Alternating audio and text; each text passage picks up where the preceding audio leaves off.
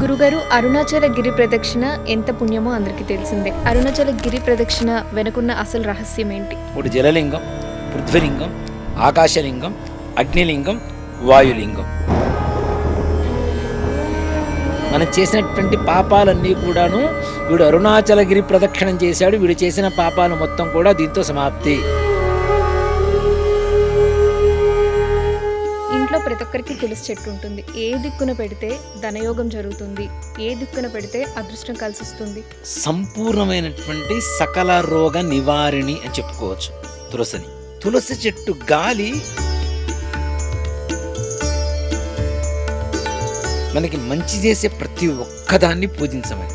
అది చెట్టు, పుట్ట, గుట్ట, రాయి, ఏదైనా సరే.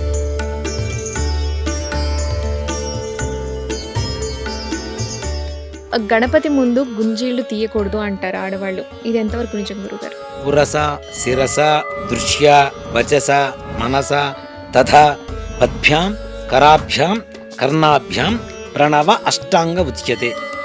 8 సవ్యమైనటువంటి అంగములతో చేసేటువంటి నమస్కారమే అష్ట అంగ నమస్కారం. గిరి ప్రదక్షిణ అనేది ఎలా చేయడం పుణ్యం? యాని కాని చ పాపాని జన్మాంతర్కృతాని చ తాని తాని ప్రణశ్యంతి ప్రదక్షిణం పదే పదే.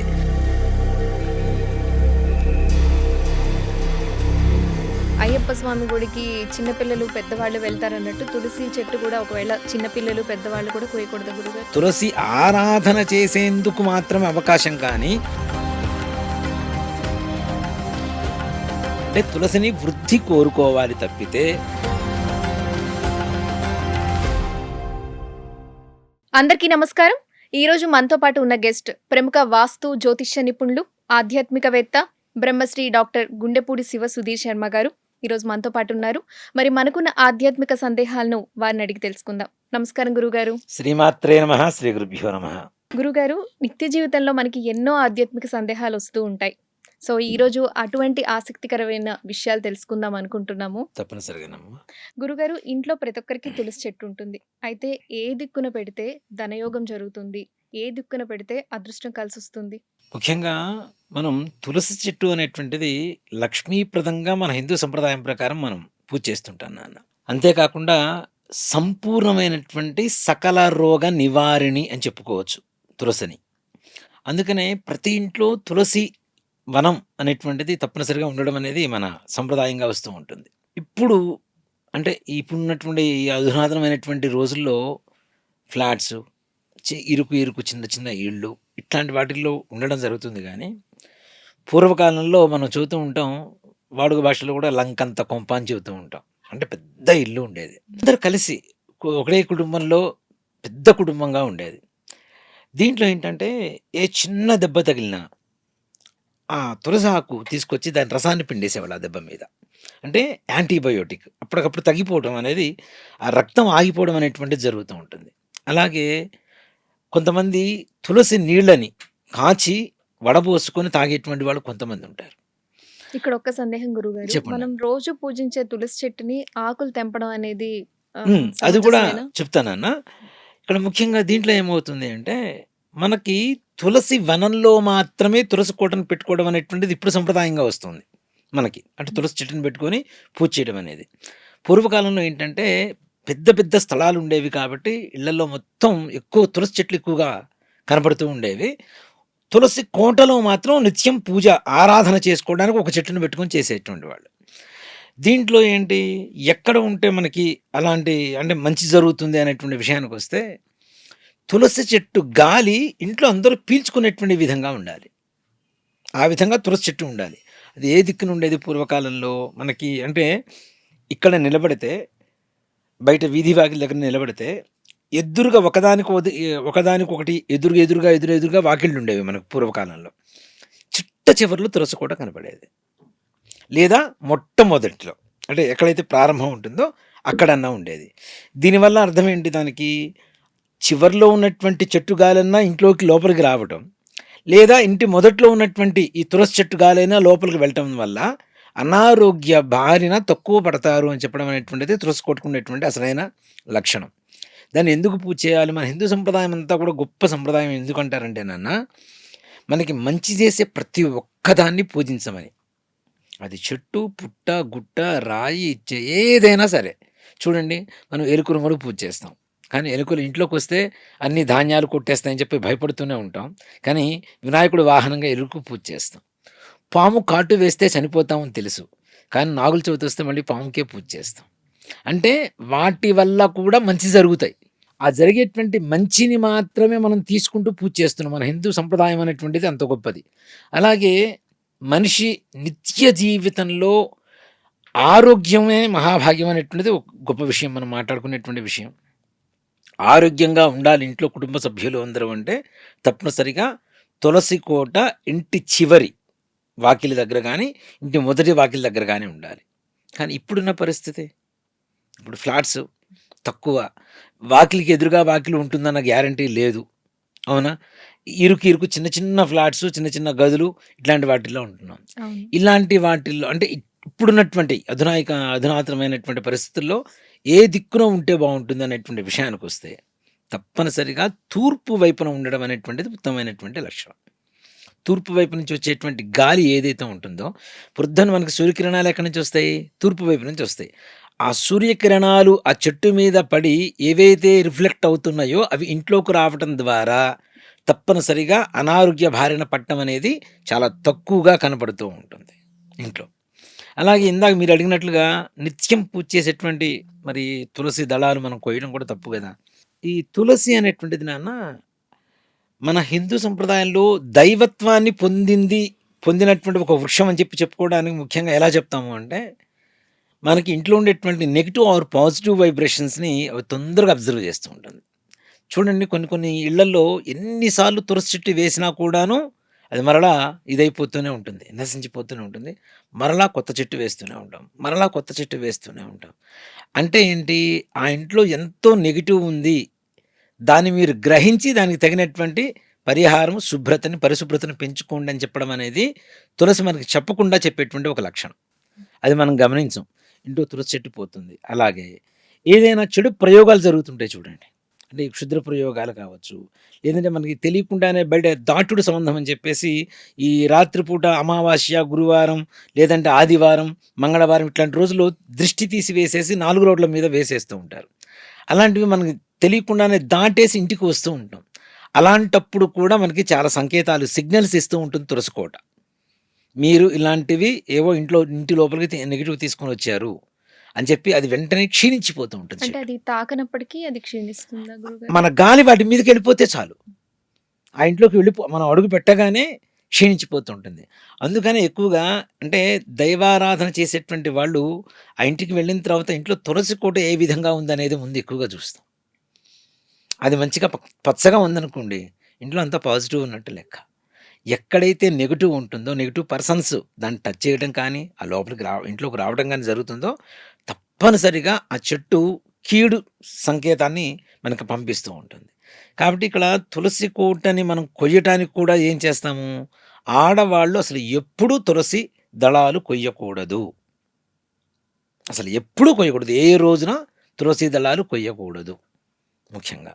మరి ఎవరు కొయ్యాలి? ఇంటి యజమాని మాత్రమే తులసి దళాలు తుంచాలి.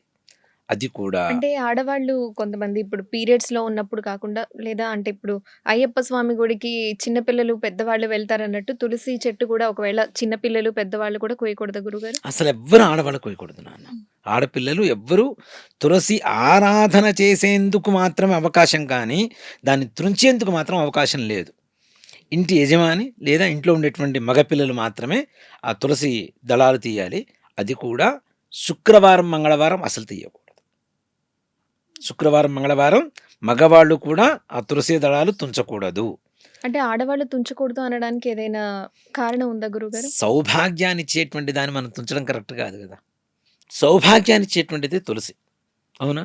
ఆడవాళ్ళు ప్రతి ఇంట్లో కూడాను ప్రొద్దున్నే స్నానం చేసిన తర్వాత, ఇంట్లో దీపారాధన చేసుకున్న తర్వాత చేసేటువంటి పనేంటి నాన్న? తులసి కోట దగ్గర చక్కగా నీళ్లు పోయటం. అంటే తులసిని వృద్ధి కోరుకోవాలి తప్పితే, దాన్ని ఎప్పుడూ కూడాను తుంచడం అనేటువంటిది ఆడవాళ్ళు చేయకూడదు. ఇప్పుడు చాలామంది కూడా మగవాళ్ళు కూడా నీళ్లు పోస్తూ ఉంటారు. పొయ్యకూడదని గ్యారంటీ లేదు కానీ, ఆడవాళ్ళు తప్పనిసరిగా తులసి చెట్టు దగ్గర ప్రతినిత్యం నీళ్లు పోసిన ఆ సమయం ప్రదక్షిణం చేస్తూ ఉంటారు. నీళ్లు పోసేసి ప్రదక్షిణం చేస్తుంటారు. ఇంట్లో ముఖ్యంగా ఆరోగ్యవంతంగా ఉండవలసింది ఎవరు? ఆడవాళ్ళు. ఆడవాళ్ళు. వాళ్ళు ఆరోగ్యంగా ఉంటే కుటుంబం అంతా కుటుంబం. సాఫీగా చక్కగా వెళ్ళిపోతూ ఉంటుంది కదా! కానీ వాళ్ళని ప్రదక్షిణ చేయండి, నీళ్లు పోయండి అని చెప్పడానికి గల కారణాలు కూడా అవే. ఆ కాసేపైనా స్వచ్ఛమైనటువంటి తులసి చెట్టు నుంచి వచ్చేటువంటి గాలిని పీల్చుకోండి. ఆక్సిజన్ ద్వారా మీ శరీరంలో ఉండేటువంటి రుగ్మతలు ఏవైతే ఉంటాయో అవి పోతాయి. అంతేకాకుండా ముఖ్యంగా నిజంగా చెప్పాలి అంటే గైనిక్ ప్రాబ్లమ్స్ ఉంటాయి కదా! ఆడవాళ్ళకు ఉండేటువంటి ఋతుక్రమ సమస్యలు ఉంటాయి కదా! అవి ముఖ్యంగా నిరోధించబడతాయి తులసి ద్వారా మాత్రమే. అందుకనే తులసి ఇంట్లో ఉండడం అనేది ముఖ్యం. దానికి ప్రతినిత్యం నీళ్లు పోయడం అనేటువంటిది ముఖ్యం. అలాగే దాని చుట్టూ కూడా ఆ తులసి కోట చుట్టూ కూడా ప్రదక్షిణాలు చేయడం అనేటువంటిది ముఖ్యం. తప్పనిసరిగా అక్కడ దీపారాధన చేసుకోవడం, పూజ చేసుకోవడం. ఒక మాట చెప్పాలి అంటే మన హిందూ సంస్కృతి, సంప్రదాయాలు ఏం చేసినాయంటే సైన్స్‌ని బయటికి చెప్పలేదు నాన్న. దాంట్లో ఉండే సైంటిఫిక్ రీజన్‌ని చెప్పలేదు. ఇది దైవత్వం, ఇది చేయండి అని చెప్తున్నాం మనం. కానీ దాంట్లో ఉన్నటువంటి సైన్స్ ఇవాళ రోజున ఈ సైన్స్ అని చెప్తుంది కదా! మేము గొప్పగా చెప్తున్నాం సైన్స్. తులసి టీ తాగుతారా? ఇప్పుడంతా వస్తున్నాయి. తులసితో టీ తాగుతారా? అది చేస్తారా? ఇది చేస్తారా? అని. మరి ఇలాంటివి ఎప్పుడో చెప్పారు కదా మన వాళ్ళు. ఒకప్పుడు టీ అనేటువంటిది లేదు మనకి. ఏం చేసేవాళ్ళు? ఈ తులసిని ఆకులే బాగా మరిగించుకొని అవి నీళ్లు తాగేవాళ్ళు. అవునా? ఇప్పుడు అదే మరలా టీ రూపంలో వస్తుందా మన దగ్గరికి? అంటే మన వాళ్ళు మన దాంట్లో ఉండేటువంటి సైన్స్‌ని బయటికి చెప్పలేకపోయారు. చెప్పలేదు. ఓ మాట చెప్పాలంటే. దానివల్ల ఏమైందంటే మనది కేవలం నమ్మకం మాత్రమే అవుతోంది కానీ, అది సైన్స్ అని ప్రూవ్ చేసుకోలేదు. అప్పుడు చేయలేదు మన వాళ్ళు. కానీ సైన్స్ ఉంది. ఆ సంగతి మన వాళ్ళకి తెలిసినా కూడాను సైన్స్ అని చెప్తే అర్థం చేసుకునేంత తత్వం అప్పుడు వాళ్ళకు ఉంటుందో లేదో, దీన్ని ఒక దైవ రూపంలో బయటికి తీసుకొని వెళ్దామనేటువంటి దీంతో సిద్ధాంతంతో ఒక హిందూ ధర్మం, హిందూ శాస్త్రం, సంస్కృతి, సంప్రదాయం అనేటువంటి ఒక విధానంలో మన ఈ తులసి అనేటువంటి విధానాన్ని తీసుకొచ్చారు. ప్రతి నిత్యం ఇంట్లో తులసి ఆరాధన ఏ ఇంట్లో అయితే జరుగుతుందో ఆ ఇంట్లో భార్యాభర్తల మధ్య గొడవలు ఉండవు, అనారోగ్య సమస్యలు ఉండవు, అలాగే ధనానికి లోటు ఉండదు, అలాగే ఇంట్లో ఉండేటువంటి వాళ్ళంతా కూడాను చక్కగా అన్యోన్యంగా ఉంటారు అని చెప్పడంలో ఏమాత్రం కూడా సందేహం లేదు మనకి. గురుగారు, అరుణాచల గిరి ప్రదక్షిణ ఎంత పుణ్యమో అందరికీ తెలిసిందే. అవును. అయితే అరుణాచల గిరి ప్రదక్షిణ వెనుకున్న అసలు రహస్యం ఏంటి? మంచి ప్రశ్న నాన్న. ముఖ్యంగా అరుణము అంటే ఏంటి? ఎర్రటి వర్ణము అని అర్థం. అంటే సూర్యుడికి, సూర్యక్షేత్రం అని అర్థం. అంతేకాకుండా అగ్నిక్షేత్రం అంటాం మనం. ఈ విషయానికొస్తే మనకి శివరాత్రి కథ ఒకటి ఉంటుంది నాన్న. ఎలా అంటే మనకి లింగోద్భవ కాలం అని చెప్పి శివరాత్రి రోజున మనం చెప్తూ ఉంటాం. అర్ధరాత్రి 12 గంటలకి లింగోద్భవ కాలం, శివుడికి అభిషేకం చేస్తూ ఉంటే చాలా మంచిది అని చెప్పి చెబుతూ ఉంటాం. అసలు లింగోద్భవం అనేటువంటిది ఎక్కడ జరిగింది అనేటువంటి విషయం తీసుకుంటే అది అరుణాచలం కిందనే తీసుకోవాలి మనం. ఎందువల్ల?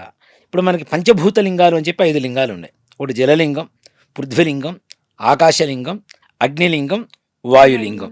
వాయులింగం శ్రీకాళహస్తి, ఆకాశలింగం చిదంబరం, జలలింగం జంబుకేశ్వరం.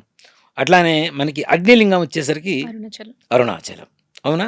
పృథ్వీలింగం వచ్చేసరికి శివకంచి అక్కడ ఉండేటువంటిది. ఈ అరుణాచలంలో అగ్నిలింగానికి ఉండేటువంటి ప్రత్యేకత ఏమిటి? ఎందుకు అంత ప్రత్యేకమైనటువంటి స్థానం వచ్చింది అరుణాచలానికి అటువంటి విషయానికి వస్తే, మనకి శివుడు ముందు విష్ణుమూర్తి, బ్రహ్మ ఇద్దరు కూడా పోటీ పడుతూ ఉన్నారట. నేను గొప్ప అంటే నేను గొప్ప, నేను గొప్ప, నేను గొప్ప అని చెప్పి ఇద్దరు పోటీ పడుతున్నారు. ఇలా కాదు, నేను ఒక పోటీ పెడతాను, మీ ఇద్దరికి పరీక్ష పెడతాను, ఈ పరీక్షలో ఎవరు నెగ్గితే వారే గొప్పవాళ్ళు అని చెప్పి శివుడు చెప్పాడు. ఏమిటయ్యా అంటే, పరమేశ్వరుడు అగ్నిస్తంభ రూపంలో ఒక పెద్ద స్తంభ రూపంలో వెలిశాడు. అక్కడ ఎవరు మొదలు చూస్తారో, ఎవరైతే చివరి చూసొస్తారో వాళ్ళు గెలిచినట్టు అని చెప్పి పోటీ పెట్టుకున్నారు. విష్ణుమూర్తి ఏం చేశాడు అంటే, నేను నీ పాదభాగాన్ని చూసొస్తాను అని చెప్పి కింద పాతాళ లోకానికి ప్రయాణం ప్రారంభించారు. బ్రహ్మ ఏం చేశాడు? నీ ఊర్ధ్వభాగం, నేను శిరోభాగాన్ని చూసొస్తాను అని చెప్పి పైకి వెళ్ళటం ప్రారంభించాడు. విష్ణుమూర్తి కిందకి వెళ్తున్నాడు. ఎంత వెళ్ళినా కూడా ఈ పాదభాగం అనేటువంటిది ఈయన కనపట్టలేదు, ఇంకా వెళ్తూనే ఉన్నాడు. ఇలా బ్రహ్మదేవుడు మాత్రం పైకి వెళ్తూ కొంచెం దూరం వెళ్ళిన తర్వాత ఒక మొగలి పువ్వు పైనుంచి కిందకి రాలుతూ ఉన్నదిట పైనుంచి. దాన్ని ఆపాడు. మొగలి పువ్వా మొగలి పువ్వా ఎక్కడి నుంచి వస్తున్నావు అన్నాడు. నేను శివుడి తల మీద ఎవరో పెట్టారు అక్కడి నుంచి రాలి కింద పడుతున్నాను అంటే, ఒక పని చేస్తావా అనొక అని చెప్పిందిట. అడిగింది బ్రహ్మదేవుడు. మరి ఆయన అడిగినప్పుడు చేయాల్సిందే కదా. నేను శివుడు శిరోభాగాన్ని చూసినట్టుగా నువ్వు సాక్ష్యం చెప్పు అని చెప్పాట మొగలి పువ్వుని బ్రహ్మదేవుడు. మరి అడిగింది బ్రహ్మదేవుడు కదా, సరే నాయన చెప్తాను అని అందుట. అయిపోయింది. కొంచెం దూరం కిందకి ప్రయాణం చేసి వస్తూ ఉండగా పైన చూశాడు కదా, కిందకు వస్తున్నాడు కదా, వస్తున్నప్పుడు గోమాత కనపడిందిట. మొగలి పువ్వు బ్రహ్మదేవుడు. చెప్పింది ఉమ్. బ్రహ్మదేవుడికి. మొగలి పువ్వు చెప్పిందిట, ఒక సాక్ష్యం చెల్లదు, సెకండ్ విట్నెస్ కావాల్సింది, తప్పనిసరి రెండవ సాక్ష్యం కావాల్సిందే, కాబట్టి గోమాతను కూడా తోడు చేసుకుందామని చెప్పి మొగలి పువ్వు చెప్పింది. ఈ గోమాత దగ్గరికి వెళ్ళి బ్రహ్మదేవుడు అడిగాడు, నేను ఇట్లా నాకు విష్ణుమూర్తికి ఇట్లా పోటీ పెట్టారు పరీక్ష, కాబట్టి నేను శివుడి శిరోభాగాన్ని చూసొస్తానని చెప్పాను.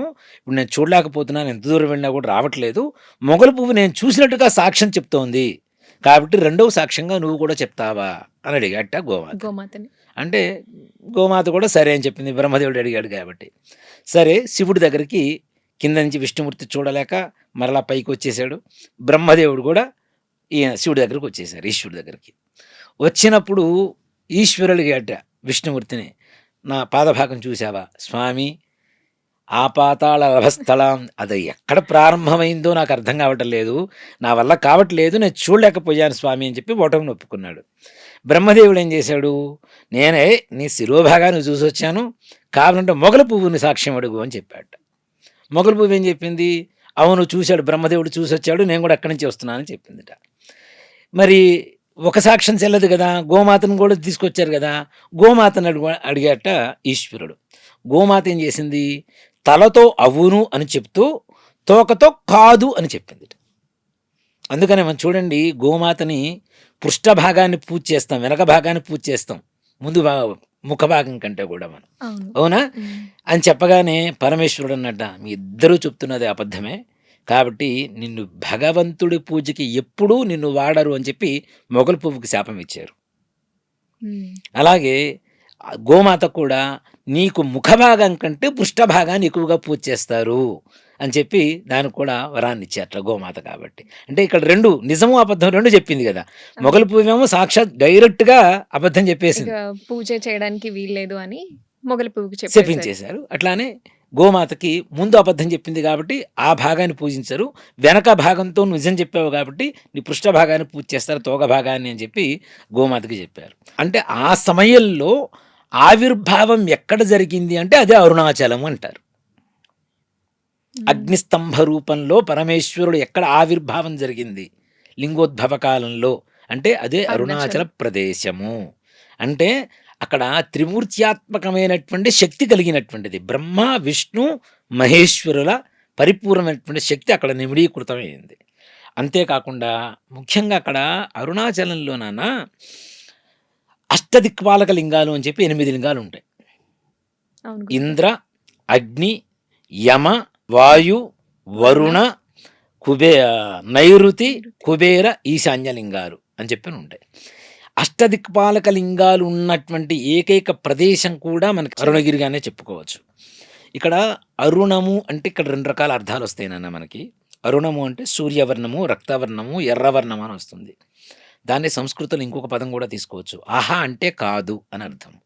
రుణము అంటే ఎక్కడ అప్పు లేనటువంటిది, ఎలాంటి అప్పులు అంటే అప్పులు మీరంటే ఎంతసేపటికి మనకు ఆర్థికంగా తీసుకోవడం కాదు, బంధాలను తెంచి సాక్షాత్ పరమేశ్వరుడు కైవల్యాన్ని పొందగలిగిన శక్తి ఉన్నటువంటి ఏకైక శివలింగం ఎక్కడన్నా ఉందా అంటే అది అరుణాచల క్షేత్రంలో తప్పితే వేరే చోట లేదని చెప్పుకోవచ్చు. అందుకని మనకు చూడండి అగ్నిలింగం అగ్నిలింగం అంటుంటారు. దాంట్లో మనకి ప్రూఫ్ ఏంటి అంటే మనం గర్భాలయానికి దగ్గరికి వెళ్ళేటప్పుడు వేడి పెరిగిపోతూ ఉంటుంది, విపరీతమైనటువంటి వేడి వస్తుంటుంది. మీరు బయట ఎంత చలికాలమైనా సరే గర్భాలయం ముందు నిలబడితే చెమటలు కారిపోతూ ఉంటాయి మనకి, అవును గురుగారు. అంత ఉష్ణమైనటువంటి ఇది ఉంటుంది. అవును. అంటే ఆ శివలింగంలోంచి వచ్చేటువంటి వేడి. అందుకని మన వాళ్ళు పూర్వంలో ప్రతి ఒక్కదానికి కూడా ఒక రకమైనటువంటి ఒక సిస్టమ్ని తీసుకొచ్చేవాళ్ళు నాన్న. ఇప్పుడు అరుణాచలంలో ఎంతసేపటికి గంధంతో ఎక్కువ అలంకారం చేస్తూ ఉంటారు, భస్మంతో అలంకారం చేస్తూ ఉంటారు. మనకు అక్కడ ఇచ్చే ప్రసాదం కూడా భస్మము గంధమే ఇస్తూ ఉంటారు. భస్మము గంధము ఏంటి, ఎంతసేపటికి వేడిని తగ్గించేటువంటి పదార్థాలు. చందనం మనకి నిజంగా చెప్పాలంటే మన వరాహ నరసింహస్వామి వారి దేవాలయం ఉంది కదా సింహాచలంలో. అక్కడ కూడా ఏంటి విపరీతమైనటువంటి వేడి ఆ స్వామివారి విగ్రహంలోంచి వస్తుంది. ఎందుకని చందనం పూస్తూ ఉంటారు. చందనం. అలాగే అరుణాచలంలో కూడా చందనాన్ని ఎక్కువగా వాడుతూ చందనంతోనే అలంకారం చేస్తూ ఉంటారు. దేనివల్ల అంటే అక్కడ వచ్చేటువంటి వేడిని, ఆ తాపాన్ని తట్టుకోవడం కోసం, పరమేశ్వరు నుంచి వచ్చేటువంటి వేడిని తట్టుకోవడం కోసమని ముఖ్యంగా.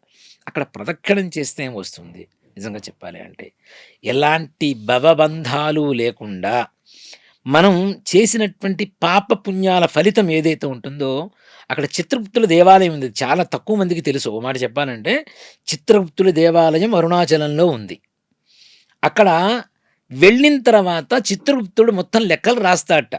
మనం చేసినటువంటి పాపాలన్నీ కూడాను, వీడు అరుణాచలగిరి ప్రదక్షిణం చేశాడు, వీడు చేసిన పాపాలు మొత్తం కూడా దీంతో సమాప్తి. అంటే ఆఫ్టర్ బిఫోర్ అంటుంటాం కదా, తర్వాత ముందు. అరుణాచల ప్రదక్షిణం చేసేటువంటి ముందుకి తర్వాతకు ఉండేటువంటి ఫలితం ఏంటి అంటే, అరుణగిరి ప్రదక్షిణం చేసిన తర్వాత మనం చేసినటువంటి సకల పాపాలు మనసా వాచా కర్మణ, మనకి తెలిసి తెలియక చేసినటువంటి సకల పాపాలు కూడా చిత్రగుప్తుడు మరలా న్యూ బుక్ మన పేరుతో కొత్త పుస్తకాన్ని ఓపెన్ చేస్తాడు. అంటే ఎంటీ పేపర్స్, అంతవరకు చేసినటువంటి పాపాలు మొత్తం పోయినాయి. అవునా? మనిషికి కావాల్సింది నిజంగా ఒక మాట చెప్పాలి అంటే నాన్న, ఇవాల్టి రోజుల్లో ఎంతవరకు పుణ్యం చేస్తున్నాం అనేటువంటిది ఆలోచించేదానికంటే ఎంత పాపం చేస్తున్నాం అనేది ఆలోచించాల్సిన విషయమే ఎక్కువ. అది మనసా వాచా కర్మణ, వాక్కు ద్వారా కావచ్చు, ఆలోచన ద్వారా కావచ్చు, మనం చేసేటువంటి క్రియ ద్వారా కావచ్చు, మనకి తెలియకుండానే అనేక రకాలైనటువంటి ఇవి చేస్తూ ఉంటాం. అందుకనే అరుణగిరి ప్రదక్షిణకు ఒక గొప్పతనం ఉంది నాన్న. మనిషి పుట్టినప్పటి నుంచి జీవ ప్రాయశ్చిత్తం అని చెప్పి ఒక ఇది ఉంటుంది, ఒక విధానం ఉంటుంది. ఒక 65 ఏళ్ళు 70 ఏళ్ళు వచ్చిన వాళ్ళు ఎక్కువ మంది చేసుకుంటూ ఉంటారు దీన్ని. వైతరిణి జీవ ప్రాయశ్చిత్త గోదాన త్రిశతి బ్రాహ్మణ భోజన పూజా విధానం అని చెప్పి ఒకటి ఉంటుంది. ఇది మొత్తం ఒకటే పూజా విధానం. ఏమిటి అంటే, మనిషి పుట్టినప్పటి నుంచి 65 ఏళ్ళు వచ్చేంత వరకు, అంటే మనం చెబుతూ ఉంటాం మన సంపూర్ణమైనటువంటి ఆయుష్ 120 సంవత్సరాలు. ఈ 120 సంవత్సరాల్లో సగం అర్ధాయుష్ 60 సంవత్సరాలు కాబట్టి 60 సంవత్సరాలు వచ్చిన తర్వాత షష్ఠి పూర్తి అవన్నీ చేస్తూ ఉంటాం కదా. వాటి తర్వాత షష్ఠి పూర్తి తర్వాత 64, 65వ సంవత్సరంలో చేయదగినటువంటి పూజ ఏదైనా ఉంది, ఒక ప్రాయశ్చిత్తం అంటే దాన్నే జీవ ప్రాయశ్చిత్తం అంటాం. ఈ జీవ ప్రాయశ్చిత్తం అంటే ఏంటి?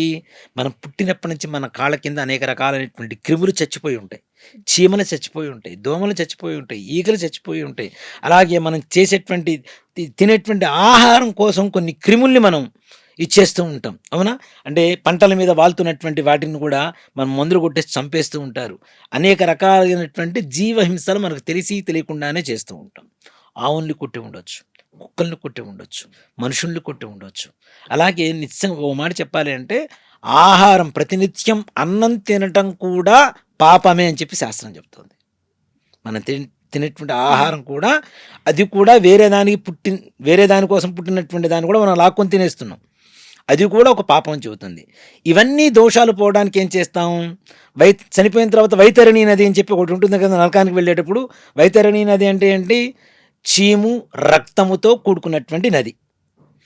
ఈ మనం చేసినటువంటి పాపాలకి యమభటులు ఈ 12 రోజులు కర్మ అయిపోయిన తర్వాత ఆ వైతరణి నదిలో వేసి డొర్లిస్తూ ఉంటారుట. ఆ కంపు తట్టుకోలేక, వాసన తట్టుకోలేక అనేక రకాలైనటువంటి దీంతో రుగ్మతలతో బాధపడుతూ ఉంటాడు జీవి. అప్పుడు గోదానం ఇస్తాం కదా, ఈ గోదానం ఇచ్చినప్పుడు ఇచ్చినటువంటి గోవు మనకి దాన్ని తోక పట్టుకొని అది బయటికి లాక్కెళ్ళడానికి సహాయపడుతుందిట. వైతరణి నదిలోంచి బయటికి వెళ్ళడానికి సహాయపడుతుందిట. ఇలాంటివన్నీ చేసినా చెయ్యకపోయినా అరుణాచల ప్రదక్షిణం చేస్తే ఇవన్నీ చేసిన ఫలితం వస్తుందంటాడు. అంతకుమించి గొప్పతనం ఏముంటుంది చెప్పడం మనిషికి. అయితే గురుగారు, ఈ గిరి ప్రదక్షిణ విషయంలో కూడా చాలా రకాలు చేస్తూ ఉంటారు. కొంతమంది అంటే కార్లలో వెళ్తుంటారు, ఆటోల్లో చేస్తూ ఉంటారు, చెప్పులేసుకొని నడుస్తూ ఉంటారు, సాక్స్లు వేసుకొని నడుస్తుంటారు. అసలు గిరి ప్రదక్షిణ అనేది ఎలా చేయడం పుణ్యం? నాన్న, ప్రదక్షిణ అనేటువంటిది శాస్త్రం చెబుతుంది. యాని కాని చ పాపాని జన్మాంతర్కృతాని చ తాని తాని ప్రణశ్యంతి ప్రదక్షిణం పదే పదే. ప్రదక్షిణం చేసేటప్పుడు ఎలా చేయమని శాస్త్రం చెబుతుంది అంటే, నిండు 9 నెలల గర్భిణి ఒక నిండు కుండ నెత్తిన పెట్టుకుంటే ఎంత నిదానంగా నడుస్తుంది? హ్మ్. అవునా? అంత నిదానంగా ప్రదక్షిణం చేయమని చెప్తున్నారు. ఫాస్ట్‌గా వర్క్. ఇప్పుడు అది ప్రదక్షిణ కాదు నాన్న, వాకింగ్ అవుతుంది. వాకింగ్. జస్ట్ వాకింగ్ అంతే. అవును. మనం జనరల్‌గా చూస్తూ ఉంటే చాలా మంది ఫాస్ట్‌గా నడుచుకుంటూ వెళ్ళిపోతూ ఉంటారు. ఇప్పుడు నిజంగానే ఓకే. అరుణాచల ప్రదక్షిణం 14 కిలోమీటర్లుంది. 18 కిలోమీటర్లు దాదాపు ఉంది. నడవడం కొంచెం ఫాస్ట్‌గా నడుస్తాం అనుకోవచ్చు. అరే! దేవాలయాల్లో కూడా మరీ ఫాస్ట్‌గానే నడుస్తున్నారు. ఈ మార్నింగ్ వాకింగ్ బదులు పొద్దున్న స్నానం చేసేసి గుళ్ళలోకొచ్చేసి ధన ధన ధన ధన ధన ధన ఓ 108 ప్రదక్షిణాలు చేసేసి వెళ్ళిపోతున్నారు. ప్రదక్షిణం అనేటువంటిది నిండు గర్భిణి 9 నెలల గర్భిణి ఒక నిండు నీళ్లు ఉన్నటువంటి కుండని నెత్తిన పెట్టుకుంటే ఎంత నిదానంగా నడుస్తుందో, అంత నిదానంగా నడిస్తేనే ప్రదక్షిణం అవుతుంది. ప్రదక్షిణానికి అర్థం కూడా అదే. చేసినటువంటి పాపాన్ని పోగొట్టేటువంటిదే ప్రదక్షిణం. ఆ మంత్రాన్ని కూడా అదే కదా! యాని కానిచ పాపాని జన్మాంతర కృతాని చ తాని తాని ప్రణశ్యంతి ప్రదక్షిణం పదే పదే. పాపోహం పాపకర్మాహం పాపాత్మా పాపసంభవ త్రాహిమాన్ కృపయాదేవా శరణాగత వత్సల అన్యథా శరణం నాస్తి త్వమేవ శరణం మమ తస్మాత్ కారుణ్యభావేన రక్ష రక్ష పరమేశ్వర. పూర్వజన్మలో కృతం వల్ల వచ్చినటువంటి పాపాలన్నీ కూడా పోయి, ఈ జన్మలో తెలిసినటువంటి పాపాలు తెలిసి తెలిసి చేసినటువంటి పాపాలన్నీ కూడా పోయి, ఈ ప్రదక్షిణతో నాకు పుణ్యాన్ని సంప్రాప్తించుగాక, నువ్వే నాకు శరణాగతి అని చెప్పి పరమేశ్వరుని కోరుకోవటమే ప్రదక్షిణానికి ఉన్నటువంటి పద్ధతి. అలా కాకుండా కార్లలో తిరిగి వస్తాం, ఆటోలో తిరిగి వస్తాం, చెప్పులు వేసుకొని. వేసుకొని తిరిగి వస్తాం. ఏం వాకింగ్నా?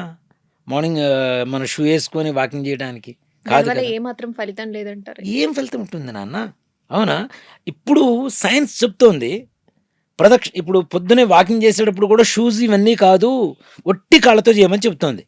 అది తారు రోడ్ల మీద కాదు, మట్టి రోడ్ల మీద చేయమని చెబుతుంది సైన్స్. అవునా? మరి ఇలాంటి ధర్మాన్ని మన వాళ్ళు ఎన్ని రోజుల క్రితం కనిపెట్టారు? దేవాలయాలకి అప్పట్లో అంత బండలు ఇవన్నీ లేవు గదా! మట్టి దీని మీదనే ఉండేవాళ్ళు కదా! పెద్ద పెద్ద ఆలయాలు ఉండేవి గదా! ఒక్క ప్రదక్షిణ చేసేస్తే సంపూర్ణమైన ఆరోగ్యం వస్తుందని చెప్పి ఎంత బాగా చెబుతున్నారు. అంతేకాకుండా ఇక్కడ ముఖ్యంగా మనం తెలుసుకోవాల్సిందేంటంటే, వాకింగ్ అంటే ప్రదక్షిణ రూపంలో ఏదైతే భగవంతుల చుట్టూ తిరుగుతున్నామో, భగవంతుల దగ్గర ఉండేటువంటి శక్తి మనకొస్తూ ఉంటుంది. దాంతో పాటు మన శరీరంలో నవగ్రహాలు ఉంటాయి నాన్న. తప్పనిసరిగా ఇది ఎవరు నమ్మినా నమ్మకపోయినా ఒక్కొక్క శరీరంలో ఉండేటువంటి ఒక్కొక్క భాగానికి అధిపతి ఒక్కొక్క గ్రహం అవుతుంది.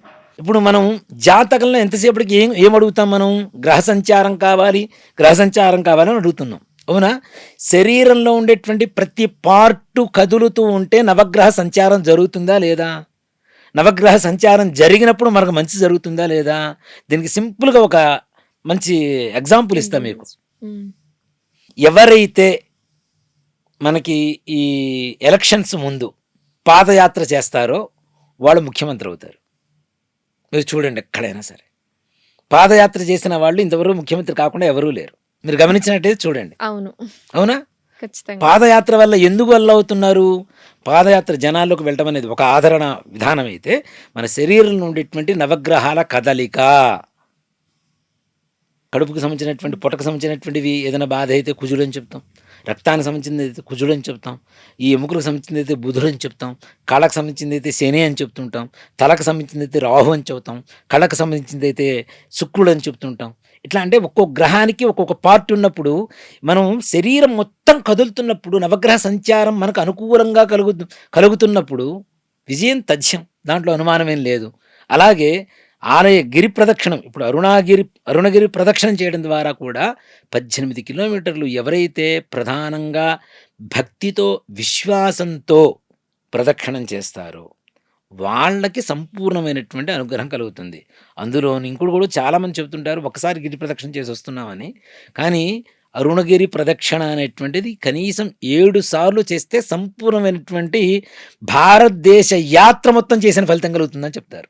7 సార్లు చేయాలి. 7 సార్లు మనిషి చేస్తే జీవితంలో ఎప్పుడైనా సరే. మొత్తం హ్మ్. మన భారతదేశంలో ఉండేటువంటి అన్ని దేవాలయాలు ఉన్నాయి కదా! ఇన్ని దేవాలయాలు, అన్ని తీర్థయాత్రలు కూడా సేవించినటువంటి ఫలితం 7 సార్లు అరుణగిరి ప్రదక్షిణం చేస్తే వస్తుందని చెప్తాం మనం.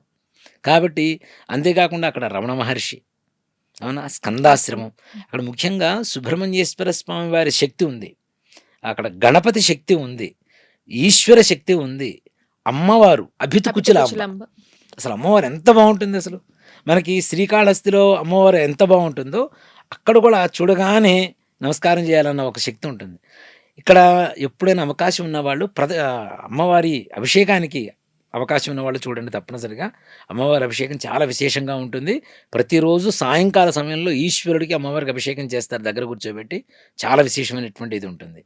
అక్కడ ఎవరైతే పరమేశ్వరుడి మీద వేసినటువంటి భస్మాన్ని తెచ్చుకొని నిత్యం భస్మధారణ చేసుకుంటారో వారి ఇంట్లో అన్ని రకాల పాపాలు భస్మమైపోతాయని చెప్పడంలో ఏమాత్రం కూడా సంశయం లేదు.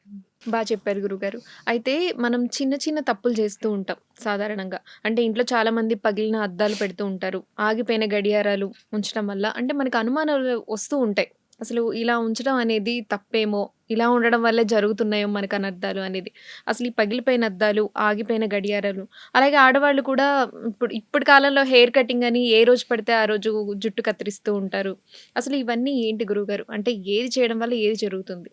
ముఖ్యంగా చెప్పాలంటే నాన్న, పగిలిపోయిన అద్దాలు ఏకత్వం వేరు, భిన్నత్వం వేరు.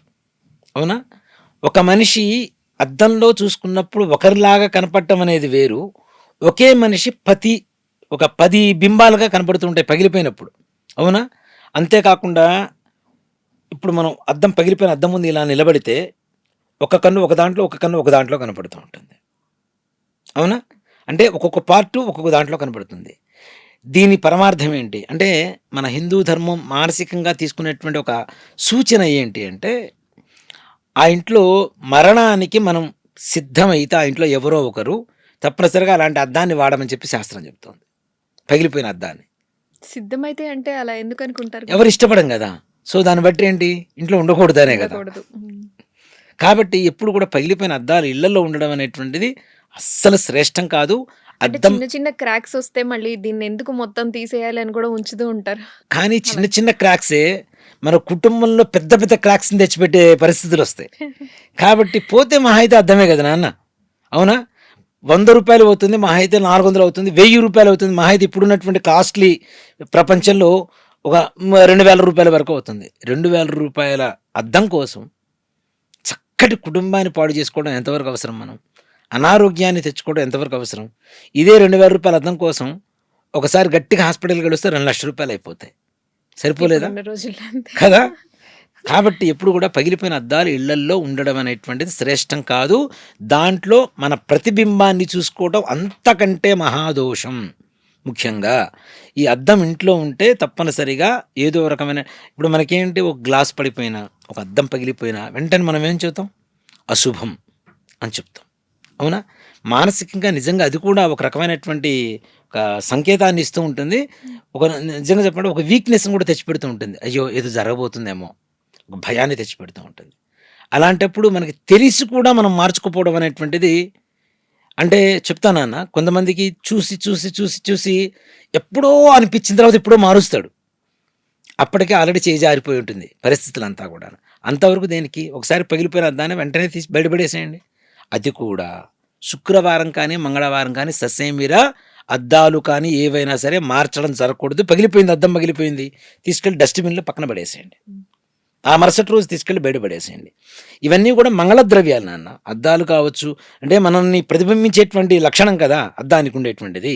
కాబట్టి దయచేసి పగిలిపోయిన అద్దాలు ఇళ్లలో ఉండడం అనేటువంటిది కరెక్ట్ కాదు. ఇక ఆగిపోయిన గడియారాలంటే పూర్వకాలంలో మనకి ఈ కాలం అనేటువంటి విషయానికి వస్తే సూర్యుడితోనే కాలాన్ని చెప్పేటువంటి వాడు.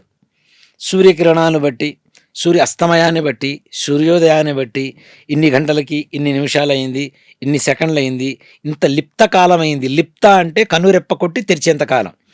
దాన్ని కూడా గణనలో తీసుకొని చెప్పగలిగేంత శక్తి మన పూర్వకాలంలో మన దగ్గర ఉండేటువంటి గడియారాలకు ఉన్నాయి. ఇప్పుడు ఉన్నటువంటి గడియారాలు కాదు మాట చెప్పాలంటే. లిప్త కాలాన్ని కూడా లెక్క వేసేంత శక్తివంతమైనటువంటి ఇవి ఉండేవి మన దగ్గర, యంత్రాలు ఉండేవి. యంత్రాలే కాదు, మన మైండ్ సెట్ కూడా అలానే ఉండేది. సూర్యకిరణం ఒక చోట ఆగింది అంటే ఇన్ని గంటల, ఇన్ని నిమిషాల, ఇన్ని సెకండ్ల, ఇన్ని లిప్త కాలాలు జరిగింది అని చెప్పేంత కాలమాన స్థితులు ఉండేవి. ఎక్కడి నుంచి వచ్చింది మనకి? ముఖ్యంగా ఉజ్జయిని నుంచి కాలం పుట్టుతుంది. మీరు ఎక్కడైనా చూడండి, టైం జోన్ ప్రపంచం మొత్తానికి ఏంటి అంటే ఉజ్జయిని. అక్కడి నుంచే. అందుకనే మహాకాళేశ్వరుడు, అక్కడ ఉండేటువంటి శివుడి పేరు కూడా మహాకాళేశ్వరుడు అని చెబుతూ ఉంటాం. ఈ ఆగిపోయినటువంటి వాచీలు దేన్ని సూచిస్తుండే మనకి అంటే మనకి చెడు సమయం రాబోతోంది, వచ్చింది. దీన్ని సూచించేటువంటి లక్షణాలు ఎక్కువ ఉంటాయి. వాచి ఆగిపోయింది. ఇప్పుడు నిజంగా ఒక మాట చెప్పండి, చాలామందికి వాచీలు పెట్టుకుంటూ ఉంటారు. అవి ఆడతాయో లేదో కూడా తెలియకుండా పెట్టుకునేటువంటివి చాలామంది ఉన్నారు ఇప్పటికి. అవునా? అవును. ఊరికే షో కోసం పెట్టుకునేటువంటి వాళ్ళు చాలామంది ఉన్నారు. అవును. వీటిల్లో మొబైల్ ఫోన్స్ వచ్చేసినాయి కాబట్టి వాచ్ ఇది వచ్చిన తర్వాత అన్నీ తీసేసింది కదా. మొబైల్ ఫోన్ వచ్చేసిన తర్వాత, సెల్ ఫోన్ వచ్చిన తర్వాత అన్నీ తీసి పడేసింది. మనిషి జీవితంలో ఎన్ని రకాలు ఎన్నైతే మొయ్యాలో అన్నీ మోయాల్సిన అవసరం లేకుండా ఇది ఒక్కటే మోస్తూ ఉంది. దాన్ని మోస్తే మనిషి అన్నీ మోస్తున్నట్టే లెక్క. అట్లాగే మనిషి జీవితాన్ని నాశనం చేసింది కూడా అదనే చెప్పుకోవాలి. ఇంట్లో ముఖ్యంగా ఎదురుగా గడియారం పెడతాం. ఇంట్లో అందరికీ సమయం చూడటానికి, సూచించడానికి గడియారం పెడతాం. అలాంటి గడియారం ఆగిపోయినప్పుడు మనం చేసేటువంటి పనులు తప్పు చేస్తూ ఉంటాం. అదే కరెక్ట్ అనుకొని మనం ముందుకు వెళ్ళొచ్చు, వెనక్కి వెళ్ళొచ్చు. ఇంకా 8 కదా అయింది, 9ంటికి వెళ్దాం అని చెప్పి ఆగిపోయాడు అనుకోండి, ఈ గంటలోనే జరగాల్సినటువంటివి ఏవైనా జరిగిపోవచ్చు. అవునా? దీని ఇంకొక ప్రమాణంగా కూడా చెప్తాను నేను మీకు. 8 గంటల దగ్గర అయిపోయింది నాన్న, రాత్రి 8 గంటల దగ్గర అయిపోయింది. ప్రొద్దునే లేచాడు, అంతా రెడీ అయిపోతున్నాడు, చూశాడు 8 గంటలు అయింది. 8 గంటలు కదా అయింది, 9 గంటలకి వెళ్దాం అని చెప్పి చూశాడు. ఒక గంటకి ఎట్లా గంట అనేది మనకు సమయం దాదాపు తెలుస్తూ ఉంటుంది. గంటకి చూశారు, సమయం చూశారు, ఇది ఆటలు లేదేమో అని అప్పుడు తెలుసుకొని హడావుడిగా వెళ్ళేటప్పుడు ఏదైనా ప్రమాదం జరిగితే, రోడ్డు ప్రమాదం జరగవచ్చు. అవునా? అవును. ఇవి కూడా అంటే ఒక మాట చెప్పాలంటే ఒక సైంటిఫిక్ రీజన్స్ ఉన్నాయి, ఆధ్యాత్మిక లక్షణాలు ఉన్నాయి, అలాగే భౌతికమైనటువంటి ఇప్పుడు మనకు ఉండేటువంటి కాలమాన పరిస్థితుల్లో భౌతికంగా ఎలా ఉపయోగపడుతుంది అనేటువంటిది కూడా మనం ఆలోచించాల్సిన విషయం. ఆ గంట సేపు లేటుగా వెళ్ళడం వల్ల ఏమవుతుంది, వీడు ఆఫీస్కి పరిగెత్తుకుంటూ వెళ్ళిపోతూ ఉంటాడు. బండి అంతవరకు 60లో ఉండేది 80, 90, 100కి వెళ్ళిపోతాడు, 120కి వెళ్ళిపోతాడు. 120 నుంచి పైనుంచి డైరెక్ట్ 200 స్పీడ్లో నుంచి వస్తారు పైనుంచి మనల్ని తీసుకెళ్ళడానికి. అవునా? సో ఇలాంటివి జరగకుండా ఉండడానికి కూడా ఆగిపోయిన గడియారాలు ఇంట్లో ఉండకూడదు అనేటువంటిది ఒకటి. అలాగే మనం సమయపాలన సరిగా చేయడానికి కూడా అవసరమైనటువంటిది గడియారం కాబట్టి అది ఆకుండా ఉండాలి అనేటువంటి లక్షణం అనేది ఒకటి. దాంతోపాటు మన హిందూ ధర్మంలో సమయం నీ టైం అయిపోయిందిరా అని చెప్తూ ఉంటాం సింపుల్గా ఒక్క మాటలో. టైం అయిపోయిందంటే టైం వచ్చిందిరా అంటారు, టైం అయిపోయింది అయిపోయింది రెండు అంటారు. అవునా? టైం వచ్చిందంటే అదృష్టం బాగానే ఉంటుంది, ఏం కాదు. టైం అయిపోయిందిరా అంటే ఇంకా ప్రమాదమే కదా. ప్రమాదం. సో కాబట్టి ఆగిపోయిన గడియారాలు పెట్టుకోవడం అనేటువంటిది మంచిది కాదు. వాటిని బాగు చేసుకోవడం, రిపేర్ చేసుకోవడం, లేదా వాటికి తగ్గట్టుగా ఇప్పుడు ఇంకోటి ఏంటంటే నాకు అంటే ఈ మధ్య కాలంలో నచ్చని గడియారాలు కొన్ని వచ్చినాయి. మనం పెట్టుకున్నప్పుడు మాత్రమే ఆడుతూ ఉంటాయి, తీసి పక్కన పెడితే ఆగిపోతాయి. మరలా ఈ స్కిన్ నాడి తగిలితేనే అవి ఆడుతూ ఉంటాయి మరలా. అవునా? అది కూడా నాకు నచ్చట్లేదు ఆ విషయంలో కూడా. ఎందుకంటే పెట్టిన తర్వాత మరలా టైం సెట్ చేసుకోవాల్సిందే వాడు. అంత ముందులా కనీసం బ్యాటరీ వాచీలను కొంతవరకు బెటరు. బ్యాటరీ అయిపోయినప్పుడు మాత్రం ఆగిపోతాయి. ఇది అట్లా కాదు, తీసి ఒక గంట సేపు పక్కన పెట్టాడంటే వాచే ఆగిపోతుంది. వాడికి ఏంటంటే ఈ నాడీ కేంద్రం మాత్రమే పనిచేస్తుంది. ఈ పల్స్ మాత్రం టచ్ అవుతూ ఉండాలట. ఈ పల్స్ టచ్ అవుతున్నప్పుడు మాత్రం ఆడుతుండేట. అది కూడా కరెక్ట్ కాదు కదా నాన్న. అదొక ఫ్యాషన్ లాగా వచ్చేస్తున్నాయి. కానీ వాటికంటే కూడాను అసలు చక్కగా అలారం ఇచ్చుకునేటువంటి వాచ్లు పెట్టుకున్నంత మంచి రోజులు ఇంకోటి లేవని చెప్పుకోవాలి. అంటే సమయాన్ని ఆగిపోవటం, ఆపివేయటం రెండు మంచిది కాదు. కాబట్టి ఆగిపోయినటువంటి గడియారాలు ఇంట్లో ఉండడం మంచిది కాదు. అలాగే గురుగారు, అలాగే ఆడవాళ్ళు జుట్టు కత్తిరించడం గురించి అడిగాను నేను మిమ్మల్ని. ముఖ్యంగా ఇంకోటి కూడా చెప్తానన్న, పూర్వకాలంలో అంటే నాకు తెలిసినంత వరకు ఆడవాళ్ళకి క్షురకర్మలు లేవు. ఒకే ఒక్కసారి ఉంటుంది, పుట్టి వెంట్రుకలు. పుట్టినప్పుడు వెంట్రుకలతో పుడతాం. అవి లోపల ఉండేటువంటి మైలతో సహా కలుపుకొని వస్తాయి కాబట్టి, అంతేకాకుండా ఈ లోపల ఉండేటువంటి రంధ్రాలు ఉంటాయి కదా, శ్వేత గ్రంథులు అంటాం మనం, ఈ శిరోజాల గ్రంథులు ఉంటాయి కదా, వీటిని ఆ లోపల ఉండేటువంటి మైల మూసుకొని వస్తుంది. ఎన్నిసార్లు స్నానం చేసినా సరే అవి తప్పనిసరిగా లోపలికి మూసుకొని ఉంటాయి. పుట్టింట్రుకలు ఎందుకు తీస్తామనేటువంటిది ఒక సైంటిఫిక్ రీజన్ ఇది. ఒక మాట చెప్పాలంటే మనం తినేటువంటి ఆహారంలో సగానికి పైగా వెంట్రుకలు తింటాయి. అవి పెరగడానికి, వాటి పోషణకి ఎక్కువగా ఆహారం ఎక్కువగా తీసుకుంటూ ఉంటుంది. అలాంటి పుట్టింట్రుకలు ఎందుకు తీస్తాం చిన్నప్పుడు అంటే, వీడు బ్రెయిన్ మెంటల్గా ఎదగడానికి, శారీరకంగా ఎదగడానికి, తినే తిండి వాళ్ళ వంట పట్టడానికి, అలాగే రావలసినటువంటి లోపల ఉండేటువంటి గ్రంథులు ఏవైతే చిన్న చిన్న రంధ్రాలు ఉంటాయో హెయిర్ వచ్చేటువంటివి, అవి కంప్లీట్గా ఓపెన్ అవ్వడం కోసం. ఆ హెయిర్ అట్లానే ఉండిపోయింది అనుకో పాతది, ఇంకా అంతకుమించి ఎక్కువగా ఎదుగుదల ఉండదు. అందుకని చెప్పేసి సైంటిఫిక్గా పుట్టెంట్రుకలు తీయాలి అని చెప్పేది ఒక సైన్స్. మన వాళ్ళు పూర్వకాలంలో కనిపెట్టినటువంటి ఒక గొప్ప సైన్స్ అని చెప్తా. దాన్ని కూడా ఏం చేస్తారు మన వాళ్ళు, అన్నప్రాసన అయిన తర్వాత చేస్తారు. అన్నప్రాసన ముందుగా పుట్టెంట్రుకలు తీయరు ఎప్పుడు కూడా. అన్నప్రాసన ఎప్పుడు చేస్తాం మనం, 6వ నెల 6వ రోజున అన్నప్రాసన చేస్తాం. ఈ పుట్టెంట్రుకలు ఇప్పుడు చేస్తాం మనం 9వ నెల 11వ నెల చేస్తాం. ఇక్కడ కూడా చూడండి, అంటే ఇంక మరి సాధ్యపడకపోతే దీంట్లో ఎంత గొప్ప సైన్స్ ఉందనేది చెప్తుంది మనకి. స్కిన్, ఈ స్కల్ ఏదైతే ఉందో థిక్నెస్ పెరగాలి. ఎందువల్ల పెరుగుతుంది, తినే ఫుడ్ వల్ల పెరుగుతుంది. 6వ నెల 6వ రోజున అన్నప్రాసన చేస్తే అక్కడ అది కూడా ఒక సైన్సే మళ్ళీ. 6వ నెల 6వ రోజు వరకు పిల్లలకి డైజెషన్ సిస్టమ్ కరెక్ట్గా ఉండదు. ఆ రోజు నుంచి డైజెషన్ సిస్టమ్ కరెక్ట్గా స్టార్ట్ అవుతుంది. కాబట్టి అప్పటి నుంచి అన్నం పెట్టడం స్టార్ట్ చేయండి అని చెప్పి.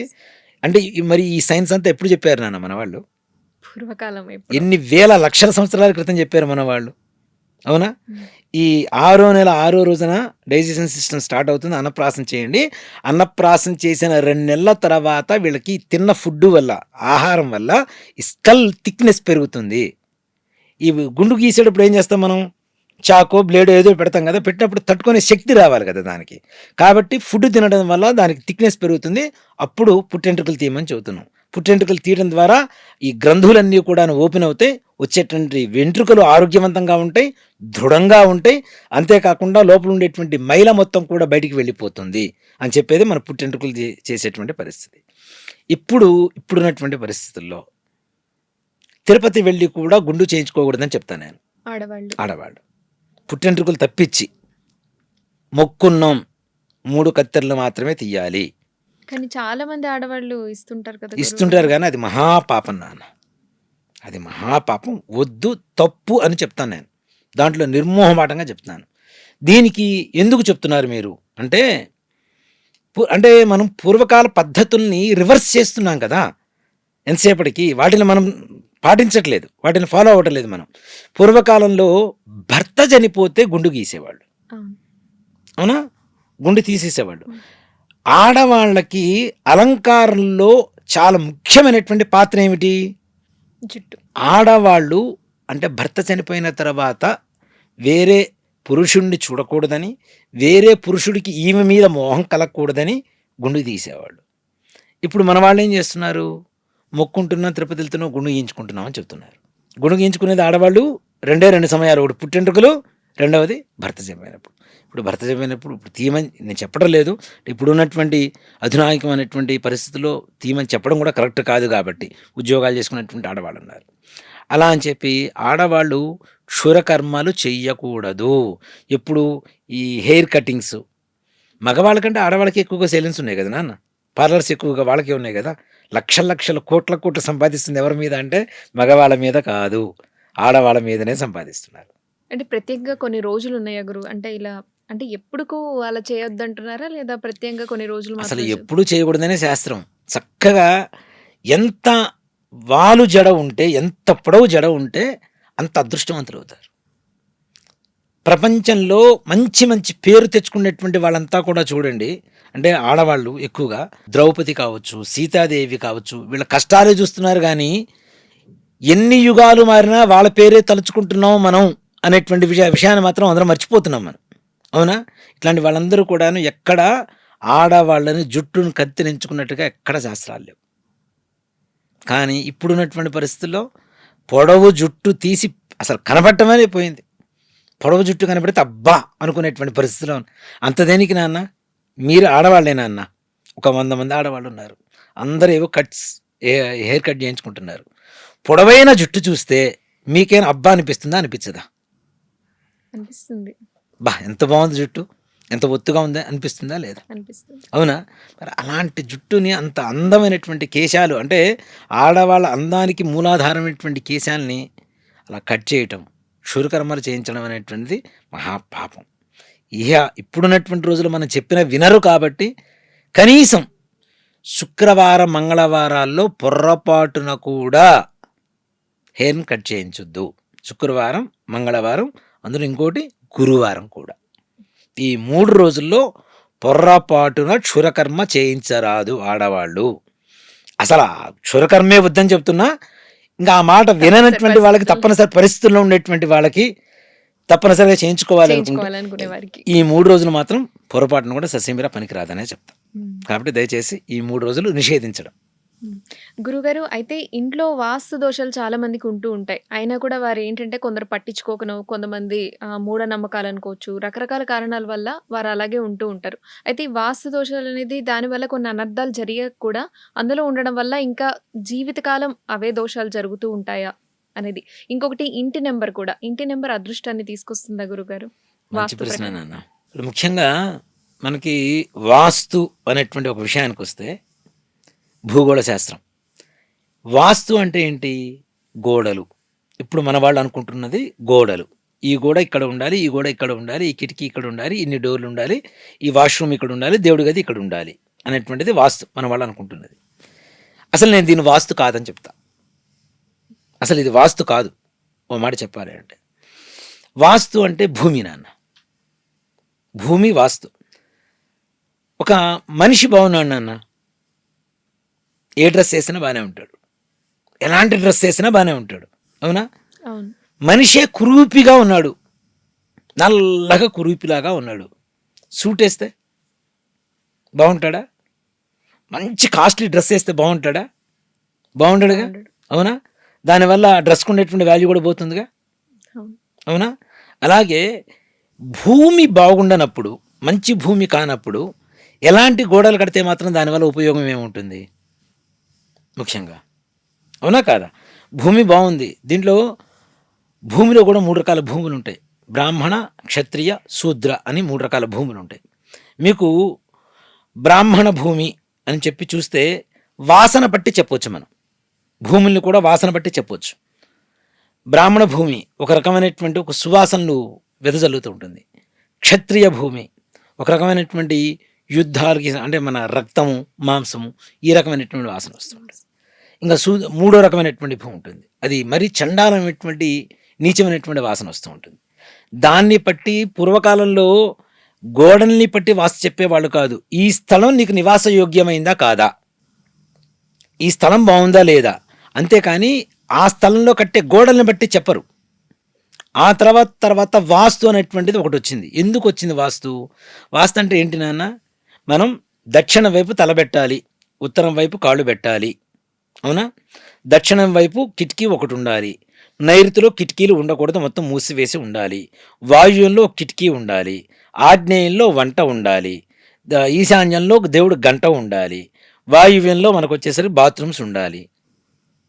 ఇవే కదా మనకు చదువుతున్న శాస్త్రం, అవునా? అంటే మోటు శాస్త్రం, మోటు ఇది కూడా ఉంది నాన్న. దీంట్లో ఎందుకు చెప్తున్నారు అంటే, ఇటువైపు నుంచి, అంటే ఎటువైపు నుంచి వచ్చేటువంటి గాలి మనిషికి ఆరోగ్యాన్ని ఇస్తుందో ఆ గాలిని పీల్చుకోండి అని చెప్పడమే సైన్స్, వాస్తు. ఇప్పుడు మనం దక్షిణం తల పెడతాం, ఉత్తరం కాళ్ళు పెడతాం. మీకు చదువుకొని ఉంటారు చిన్నప్పుడు, ధ్రువాలు పాస్ అవుతుంటాయి, నార్త్ అండ్ సౌత్, అవునా? దక్షిణ ధ్రువం, ఉత్తర ధ్రువం, ధ్రువాలు పాస్ అవుతూ ఉంటాయి. ఈ ధ్రువాలు పాసింగ్లో ఉన్నప్పుడు దేని మీద ఎఫెక్ట్ చూపిస్తుంది మనిషికి? బ్లడ్ సర్క్యులేషన్ మీద ఎఫెక్ట్ చూపిస్తూ ఉంటుంది.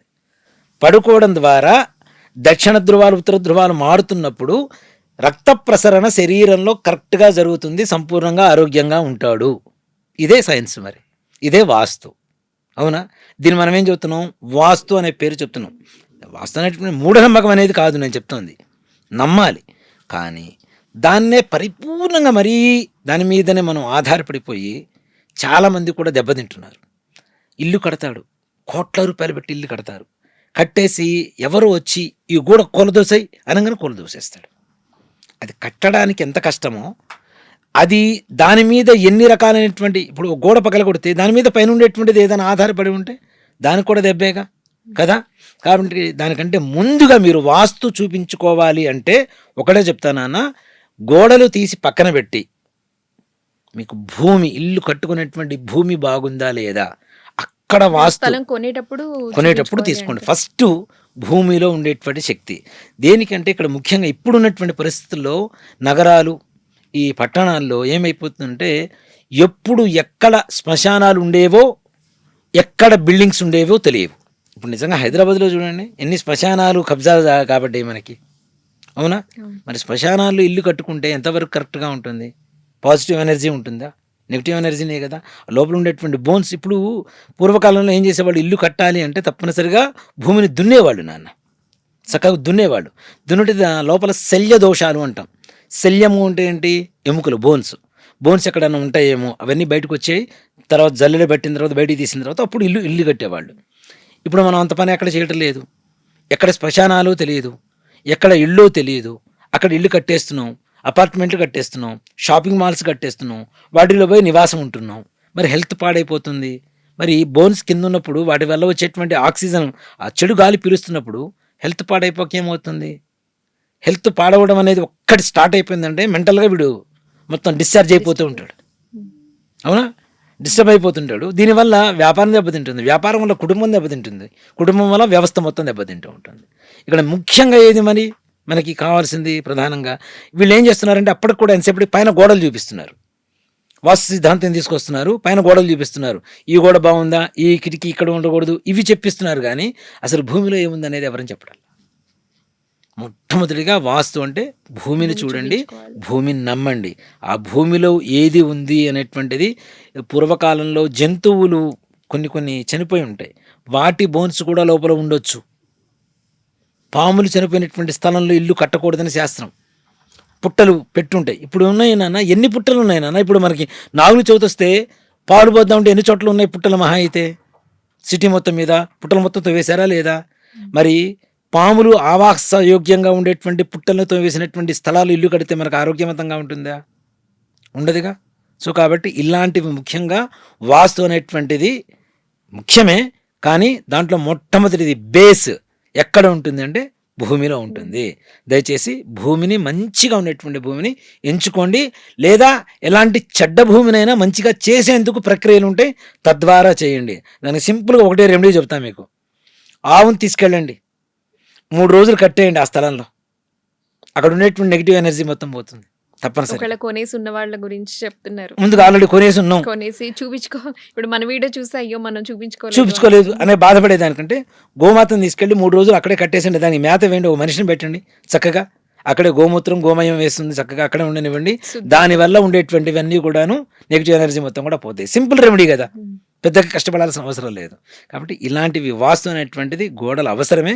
ఇళ్లల్లో చిన్న ఇప్పుడు బరువు పెట్టకూడదు, అవి పెట్టకూడదు, ఇవి పెట్టకూడదు అంటాం. బరువు అంటే చాలామంది ఇక్కడ ఏం చేస్తున్నాం, భూమిలో ఉండేటువంటి దోషాలు పోగొట్టుకోవడం కోసం చెప్పేటువంటి దోషాలే, పరిహారాలే. కానీ ఆ గోడలు పగలగొట్టడం వల్ల, ఈ గోడలు పగలగొట్టడం వల్ల వచ్చేటువంటి లాభాలు ఏ రకమైనటువంటివి ఉండవు. గురుగారు, అయితే ఈశాన్యంలో బరువు పెట్టకూడదు అంటుంటారు. అయితే కుండీలు మొక్కలు పెట్టుకుంటూ ఉంటారు కదా, అవి కూడా పెట్టకూడదు గురుగారు? ఇక్కడ ఒకటి చెప్తాను అన్న, ఈశాన్యంలో బరువు పెట్టకూడదా అంటే ఈశాన్యం దేవతా స్థానం అంటాం మనం. అవునా? ఇంటి లోపల ఉండేటువంటి ఈశాన్యంలో భగవంతుని పెట్టుకున్న తర్వాత ఇంటి బయట ఉండేటువంటి స్థానంలో మనకు పూర్వకాలంలో తప్పనిసరిగా నీళ్ళ తొట్టి ఉండేది, బావులు ఉండేవి. ఇప్పుడు బావులు లేవు, నీళ్ళ తొట్టులు లేవు. కనీసం పూల తొట్టులు పెట్టుకోవడానికి దానికి తప్పేం లేదు. అవి బరువుగా భావిస్తున్నాం కాబట్టి మనం ఎంతసేపటికి బరువు అంటున్నాం. కానీ అసలు నా లెక్కలో బరువు అంటే డబ్బు. ఇవన్నీ కూడా ఈశాన్యంలో అవి పెట్టవచ్చా, నైరుతిలో పెట్టవచ్చా అంటే అసలు ఏ రకమైనటువంటి సమస్య లేదు దాని గురించి. తప్పనిసరిగా ఈశాన్యంలో పూల తొట్లు ఇట్లాంటివి పెట్టవచ్చు. కాకపోతే ఇక్కడ ముఖ్యంగా మనం పూల తొట్లు ఇవన్నీ పెట్టడం ద్వారా ఎక్కువగా చెత్త పోగవుతుంది. అవునా? చెత్త పోగినప్పుడు దేవుడు ఉండేటువంటి స్థానంలో చెత్త ఎక్కువగా పోగవ్వకూడదు కదా, చెత్త ఉండకూడదుగా, శుభ్రంగా ఉండాలి కదా. అందుకని మనం చెబుతూ ఉంటాం, లక్ష్మీదేవి కూడా ఎక్కడ శుభ్రత ఉంటుందో, ఎక్కడ శుచిగా ఉంటుందో అక్కడ లక్ష్మీదేవి ఉంటుంది మనకి. కాబట్టి శుచిగా శుభ్రతగా ఉండేటువంటి స్థలం గనక అయితే పూల చెట్లు పెట్టుకోవచ్చు, ఏవైనా పెట్టుకోవచ్చు, దాంట్లో ఏ రకమైనటువంటి సమస్య లేదు. కానీ ఎప్పటికప్పుడు శుభ్రం చేస్తూ ఉండాలి తప్పనిసరిగా.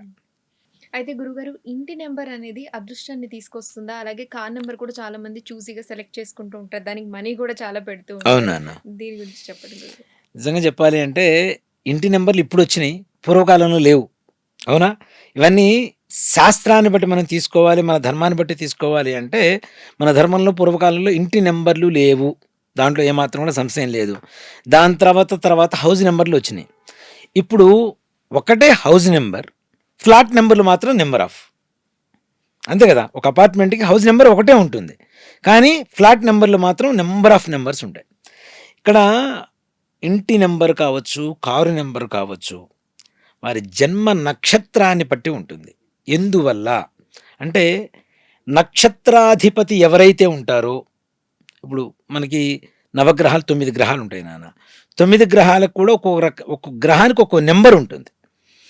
ఆ జన్మ నక్షత్రానికి ఫేవరబుల్గా ఉండేటువంటి అధిపతి ఎవరైతే నక్షత్రం అధిపతి ఉంటారో, ఆ నక్షత్రాధిపతికి ఎవరైతే మిత్రుడు కానీ సముడు కానీ నక్షత్రాధిపతి అయినటువంటి గ్రహాల నెంబర్ ఏదైతే ఉంటుందో అది తీసుకోవడం అనేటువంటిది మంచిది. దాంట్లో ఏమాత్రం కూడా సంశయం లేదు. ఇప్పుడు నిజంగా చెప్పాలంటే లక్షల రూపాయలు పెడుతూ ఉంటారు కారు నెంబర్లకి, సింగిల్ నెంబర్లని, లేదంటే లక్కీ నెంబర్స్ అని, నాకు ఈ నెంబరే కావాలని చెప్పి లక్షల రూపాయలు పెట్టేటువంటి వాళ్ళు చాలామంది ఉంటారు. దాన్ని ఆక్షన్లో పెట్టేవాళ్ళు ఉన్నారు.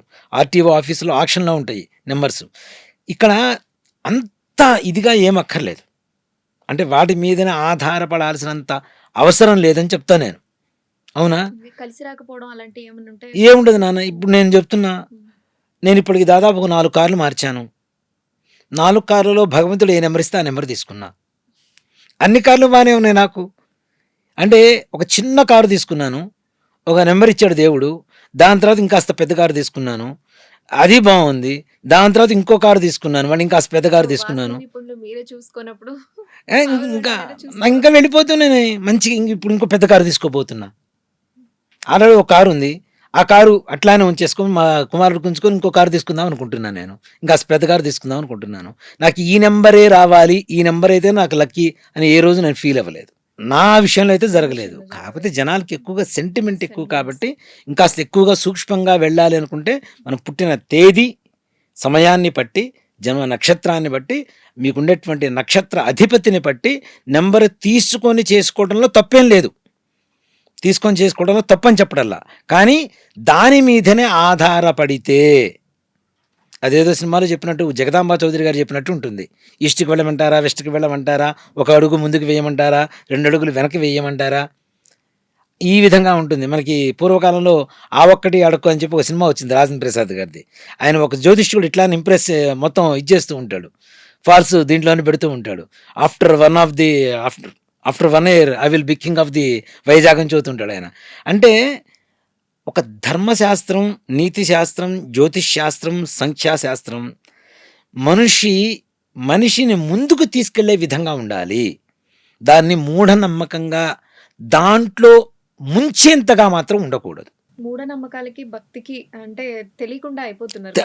తేడా తెలియకుండా అయిపోతుంది. భక్తి వేరు, మూఢనమ్మకం వేరు. కాబట్టి దాన్ని మరి అతిగా నమ్మేసి ఈ నెంబర్ ఉంటేనే నాకు కావాలి అనుకుంటే అది కరెక్ట్ అయితే కాదు.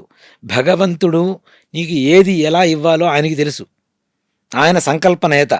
ఆయన సంకల్పం తర్వాతనే మనం అనుకుంటాం మనకి ఇది కావాలి, అది కావాలి అని. నువ్వు అనుకున్నంత మాత్రం రాదు. ఆయన ఇవ్వాలనుకుంటే మాత్రమే ఇస్తాడు. కాబట్టి దయచేసి అతిగా మూఢనమ్మకాల్ని పెట్టుకొని వాటి మీదనే ఆధారపడిపోయి నాకు ఈ నెంబర్ రావటం వల్లనే ఇలా జరిగింది అనుకోవడం అనేది మాత్రం ఒట్టి కల్లా. నేను ఇట్లానే ఒక కారు తీసుకున్నాను. ఫస్ట్ ఒక కారు తీసుకున్న తర్వాత ఇంకో మంచి కారు తీసుకున్న తర్వాత ఒకళ్ళుండి ఈ నెంబర్ మీకు పనికిరాదు, అస్సలు మీకు వచ్చి రాదు, అది ఇదని అన్నాడు. నిజంగా దాని తర్వాతనే నాకు బ్రహ్మాండంగా ఉంది. ఒక మాట చెప్పాలంటే నేను అదనుకున్నా, ఏమనంటే దేవుడు ఇచ్చాడు నాకు ఆ నెంబరు, నేను అడగలేదు, నాకు ఈ నెంబరే కావాలని చెప్పి అడగలేదు. నేను ఈ నెంబర్ ఇచ్చాడు, నేను తీసుకున్నా, బాగానే ఉంది. దాని తర్వాత ఆ కారు తర్వాత ఇంకో కారు తీసుకున్నాను మంచిది. దాని తర్వాత ఇంకా మంచి కారు తీసుకుని ఇప్పుడు తిరుగుతున్న కారు బ్రహ్మాండంగా ఉంది. సో నమ్మకం ఉండాలి, మూఢనమ్మకం ఉండకూడదు అనేది నా వాదన. గురుగారు, మనం నిత్యం పూజ చేసుకునే పూజా మందిరంలో అసలు ఎటువంటి పటాలు పెట్టుకోవాలి, ఎటువంటి విగ్రహాలు పెట్టుకోవాలి? ఇది మంచి ప్రశ్న. నిజంగా ఇప్పుడు ఉన్న జనాలకి చాలా చాలా అవసరమైనటువంటి విషయం కూడా. విగ్రహాలు ఉండాలా, పటాలు ఉండాలా అంటే విగ్రహమే, పటమే కాదని చెప్పను. ఇప్పుడు ప్రొద్దున 6ంటికి లేవగలిగిన వాళ్ళు ఎవరున్నారు? కష్టం. అసలు 4ంటికి లేవమని చెబుతున్నాం, లేవట్లేదు. 5ంటికి లేదు, 6ంటికి లేదు. ఆఫీస్ 10 గంటలకి అయితే 8 గంటలకు లేచి హడావుడిగా పని చేసుకుంటూ పరిగెత్తుకుంటూ వెళ్ళిపోయేటువంటి పరిస్థితిలో ఉన్నాం మనం. అవునా? విగ్రహాలు ఉన్నప్పుడు వాటికి తగ్గ పూజ చేయాలా లేదా? అంతే కదా. ఇప్పుడు చిన్న పిల్లవాడు ఉంటాను, ఇంతే పిల్లవాడు ఉంటాడు, వాడికి ఇంత అన్నం పెడతాం బాగానే ఉంటుంది. నాకు కూడా ఇంత అన్నంతోనే సరిపెట్టుకోమంటే కష్టం కదా. ఇక్కడ విగ్రహాలు ఉన్నప్పుడు వాడికి తగినటువంటి తప్పనిసరిగా పరిచర్యలు మనం చేయవలసిందే. మరి దేవుడు పటాల్లో ఉంటారు, పటాల్లో ఉంటారు. పటం వేరు, విగ్రహం వేరు. మరి అలాంటప్పుడు పటాల్లోనే దేవుడు ఉన్నాడు, సంపూర్ణంగా మనం ఇంట్లోనే పూజ చేయగలుగుతున్నాం అని నమ్ముకున్నప్పుడు ఈ దేవాలయానికి వెళ్ళడం అనేది అనవసరం కదా. అవునా? దేవాలయానికి వెళ్ళడం అనవసరం, తీర్థక్షేత్రాలకు వెళ్ళడం అనవసరం, తీర్థయాత్రలు చేయడం అనేది అనవసరం. పట్టణంలో ఒక పరిమితమైనటువంటి శక్తి మాత్రమే అంటే మనం తట్టుకోదగినంత శక్తి మాత్రమే ఉండబడుతుంది. విగ్రహాల్లో ఇంకాస్త ఎక్కువ శక్తి ఉంటుంది, లోహ విగ్రహాల్లో. అయితే రాతి విగ్రహాల్లో ఇంకాస్త ఎక్కువ శక్తి ఉంటుంది. అదే రాతి విగ్రహాలు దేవాలయంలో ప్రతిష్ఠ చేస్తే ఇంకాస్త ఎక్కువ శక్తి ఉంటుంది. అదే ప్రత్యక్షంగా పరమేశ్వరుడే స్వయంభూగా వెలిస్తే అమితమైనటువంటి శక్తి ఉంటుంది. ఇక్కడేంటి, ఒక మాట చెప్పాలంటే ట్రాన్స్ఫార్మర్ అంటాం కదా మనం, అవునా? స్టెబిలైజర్, ట్రాన్స్ఫార్మర్ కూడా కాదు, స్టెబిలైజర్. హై వోల్టేజ్ వచ్చింది, దాన్ని తట్టుకొని మన ఫ్రిడ్జ్కో మన టీవీకో ఎంత వోల్టేజ్ ఇవ్వాలో అంత ఇచ్చేది స్టెబిలైజర్ మనకి, అవునా? అలాంటిదే దేవుడు పటము, విగ్రహము, దేవాలయము, క్షేత్రము అనేటువంటి ఒక అంశాలుగా తీసుకుంటాయి. మరి పటాల్లో దేవుడు ఉండడా? తప్పనిసరిగా పటాల్లో దేవుడు ఉంటాడు. మనం ఎంతవరకు తట్టుకోగలుగుతామో అంతవరకు శక్తి ఉంటుంది. వీటిల్లో ఎలాంటి పటాలు ఉండాలి, ఎలాంటి విగ్రహాలు ఉండకూడదు. విగ్రహం ఉంటే ప్రతినిత్యం అభిషేకం తప్పనిసరిగా తథ్యన్న అన్న. మన ఇంట్లో పిల్లవాడు ఉన్నాడు, నిత్యం స్నానం చేయిస్తామా లేదా?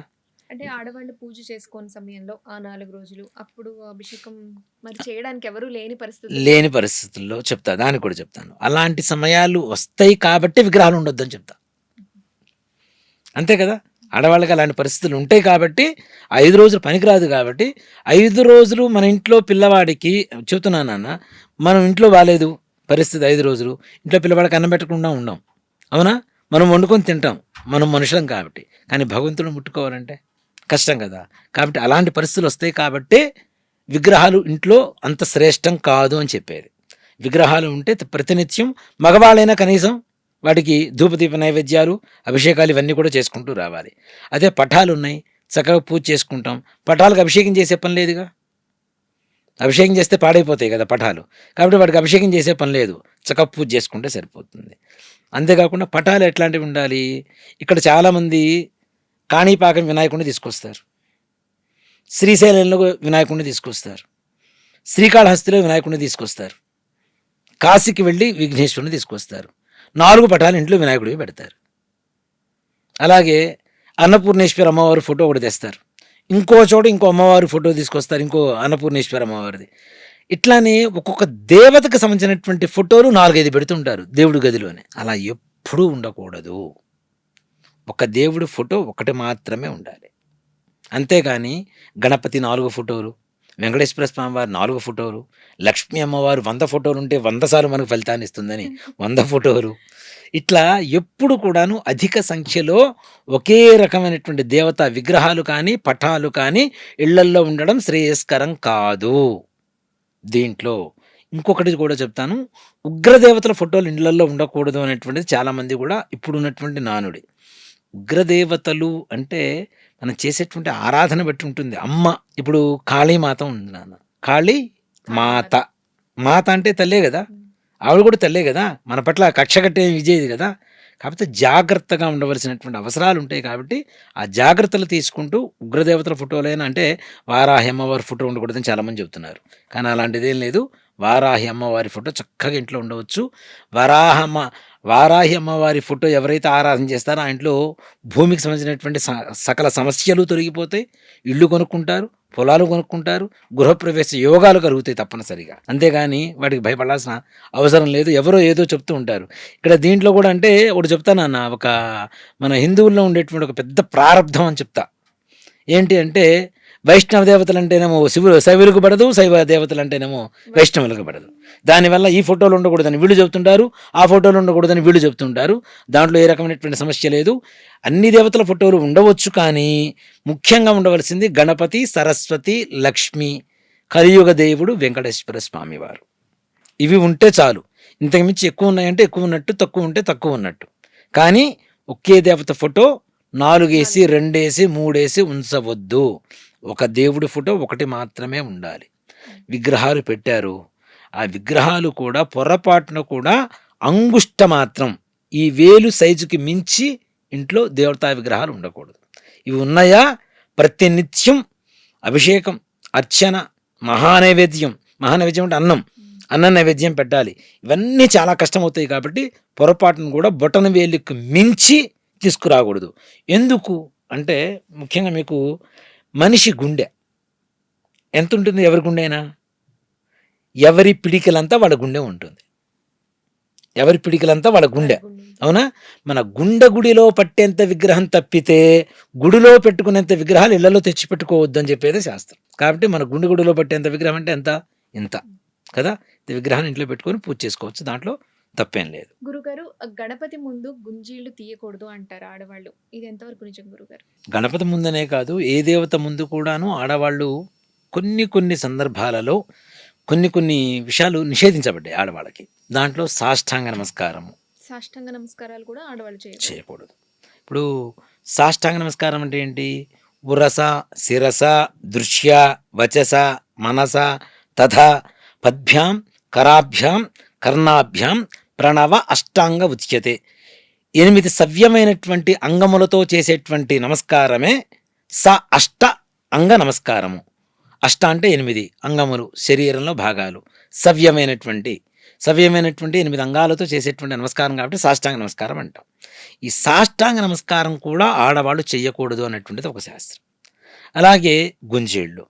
ఇక్కడ మనం ఆడవాళ్ళు దేంట్లో తక్కువ కాదు నాన్న, దాంట్లో ఏమాత్రం కూడా సంశయం లేదు. పూర్వకాలంలో వేద విద్యలు, పురాణ విద్యలు, యుద్ధ విద్యలు, అస్త్ర విద్యలు, అస్త్రశస్త్రాలు కూడా ఆడవాళ్ళు నేర్చుకున్నారు. కానీ అవి రాను రాను ఎందుకు తగ్గిపోయినాయి అనేటువంటి విషయానికి, అలాగే ఇప్పుడు మీరు అడిగినటువంటి ప్రశ్న గుంజళ్ళు తీయటం కానీ సాష్టాంగ నమస్కారం చేయడం కానీ ఎందుకు పనికిరాదు అనేటువంటి విషయానికి వస్తే, ఇక్కడ వేద మంత్రాలు నేర్చుకునేటప్పుడు కూడా కొన్ని మంత్రాలు ఇప్పుడు ఏం చేస్తుంటామంటే సద్యో జాతం ప్రపద్యామి సద్యో జాతాయ వై నమో నమః ఈ మంత్రం చెప్పేటప్పుడు నాభి దగ్గర నుంచి మంత్రం తీసుకొని చెప్తూ ఉంటాం. చెప్పినప్పుడే ఆ ఉదాత్త, అనుదాత్త, స్వరిత, దీర్ఘస్వరితాలు అని చెప్పి 4 స్వరాలు ఉంటాయి. ఇవన్నీ కూడాను మంత్రంలో పలుకుతూ ఉంటాయి మనకి. ఇప్పుడు మంత్రం అందరికీ రావాలని గ్యారంటీ లేదు, కానీ వింటుంటే ఒక రకమైనటువంటి ఆనందం వస్తుందా లేదా? ఒక వైబ్రేషన్ వస్తూ ఉంటుంది మనకి. అవునా?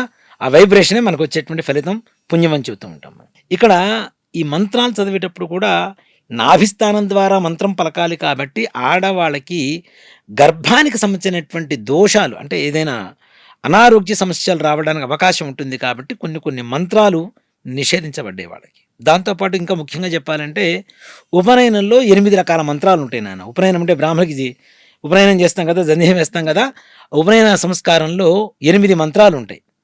8 మంత్రాలు కూడాను గర్భంతో ఉన్నవాళ్ళు పొరపాటున ఇక్కడ ఎవరన్నా ఉంటే వెళ్ళిపోండి అని చెప్పి ముందుగా చెప్తాం, మేము అనౌన్స్ చేస్తాం చేసే సమయంలో. దేనికంటే ఆ మంత్రాలు వింటే గర్భం పోతుంది. వేదంలో గర్భం రావడానికి మంత్రాలు ఎన్నైతే ఉన్నాయో గర్భం పోవడానికి కూడా కొన్ని మంత్రాలు ఉన్నాయి. అంటే అలాంటి స్వరాలు కలిగినటువంటి మంత్రాలు కాబట్టి అలాంటి వింటే వాళ్ళకి గర్భధారణ పోతుంది. కాబట్టి ఆడవాళ్ళని కొన్నిటికి దూరంగా ఎందుకు ఉంచుతున్నారు? ఇట్లాంటి నియమాల కోసం. దాంతోపాటు సాష్టాంగ నమస్కారం చేసేటప్పుడు కూడా వాళ్ళ ఉదరం భూమికి తాకితే ఇక్కడ గర్భానికి సంబంధించినటువంటివి ఏవైనా ఉన్నప్పుడు ఆ నరాలు అవి దెబ్బతింటాయి కాబట్టి పిల్లలు పుట్టడానికి అవకాశం తక్కువగా ఉంటుంది కాబట్టి చేస్తూ ఉంటారు. అలాగే గుంజెళ్ళి తీయటం. ఈ గుంజెళ్ళి తీయటం కూడాను మనం ఏదో ఇప్పుడు తీసిన టిక్కం ఇట్లా ఇవి కాదు ప్రదక్షిణ, ఇవి కాదు మాట చెప్పాలంటే. ఇవి గుంజిళ్ళు అనరు. గుంజిళ్ళు అంటే మోకాళ్ళు టక్ మన కింద నేలకు తగులుతూ ఉండాలి. ఈ చెవులు ఇట్లా పట్టుకొని తీస్తున్నారు కదా గుంజిళ్ళు. ఇప్పుడు సినిమాటెక్ గుంజిళ్ళు ఇవన్నీ ఓ మాట చెప్పాలంటే. ఈ సారీ చెప్పటాలు, ఈ గుంజలు తీయటాలు ఇవన్నీ సినిమాటెక్ గుంజిళ్ళు. ఇవి సినిమాటెక్ గుంజిళ్ళు కాదు. ఇలా కుడి చెవి పైకి వచ్చి నిటారుగా కాళ్ళ మీద నిలబడి ఈ మోకాళ్ళు 2 కిందకి వంచి భూమికి టక్కన తగిలితే ఆ తర్వాత తల తీసుకొచ్చి నేలకి తగిలిస్తే అది ఒక గుంజిళ్ళ కింద లెక్క. ఇట్లానే పెట్టేసి తలని నేల కానిచ్చాలి. ఆడవాళ్ళ శరీర సౌష్ఠవానికి కరెక్ట్ కాదు ఓ మాట చెప్పాలి అంటే. దానివల్ల కొన్ని రకాలైనటువంటి నరాలు దెబ్బతింటాయి, వాళ్ళకి అనారోగ్యం దరి చేరడానికి అవకాశం ఉంటుంది. అవునా? ఇప్పుడు జిమ్లో చేసేటువంటి ఇవి కాదు, జిమ్నాస్టిక్లు కాదు. ఉమ్మడి చెప్పానంటే. గుంజీళ్ళు చిన్నప్పుడు తీయటం అలవాటు చేసుకొని ప్రతినిత్యం చేస్తూ ఉంటే మగపిల్లలు తప్పనిసరిగా వాళ్ళకి ఏ రకమైనటువంటి ఎక్సర్‌సైజులు అక్కర్లేదు నాన్న. వాళ్ళ బాడీకి. అప్పుడే ఫిట్‌నెస్ వస్తుంది. ఆడవాళ్ళకి వాళ్ళ శరీర సౌష్ఠవానికి కరెక్ట్‌గా వాళ్ళ శరీర దీనికి కరెక్ట్ కాదు కాబట్టి గుంజీళ్ళు ఏ దేవుడి ముందు తీయవద్దు అని చెప్పేది అందుకోసమనే చెబుతాం ముఖ్యంగా. అంతేగాని వాళ్ళకి తీయిస్తే ఎక్కువ పుణ్యం వస్తుందేమో ఇలాంటి భయాల వల్ల కాదు. చాలామంది చెబుతుంటారు మేమేం తక్కువ తిన్నామా? మేము తీయకూడదా? అది ఇది అని చెప్తూ ఉంటారు. గుంజీలు తీయవలసినటువంటి విధానం తెలిస్తే నిజంగానే ఆడవాళ్ళు తీయకుండా ఉండడం మంచిది. తీయరు కూడా. గురుగారు ఇంట్లో లక్ష్మీదేవి తిరుగుతూ ఉంటే మనకి ఎలాంటి సంకేతాల ద్వారా తెలుస్తుంది? లక్ష్మీదేవి ఇంట్లో తిరుగుతుంది అంటేనే మనం మనస్సు ఒక రకమైనటువంటి ఆనందదాయకంగా ఉంటుంది. అవునా? ముఖ్యంగా భార్యాభర్తల మధ్య గొడవలు లేకుండా అన్యోన్యత పెరుగుతుంది.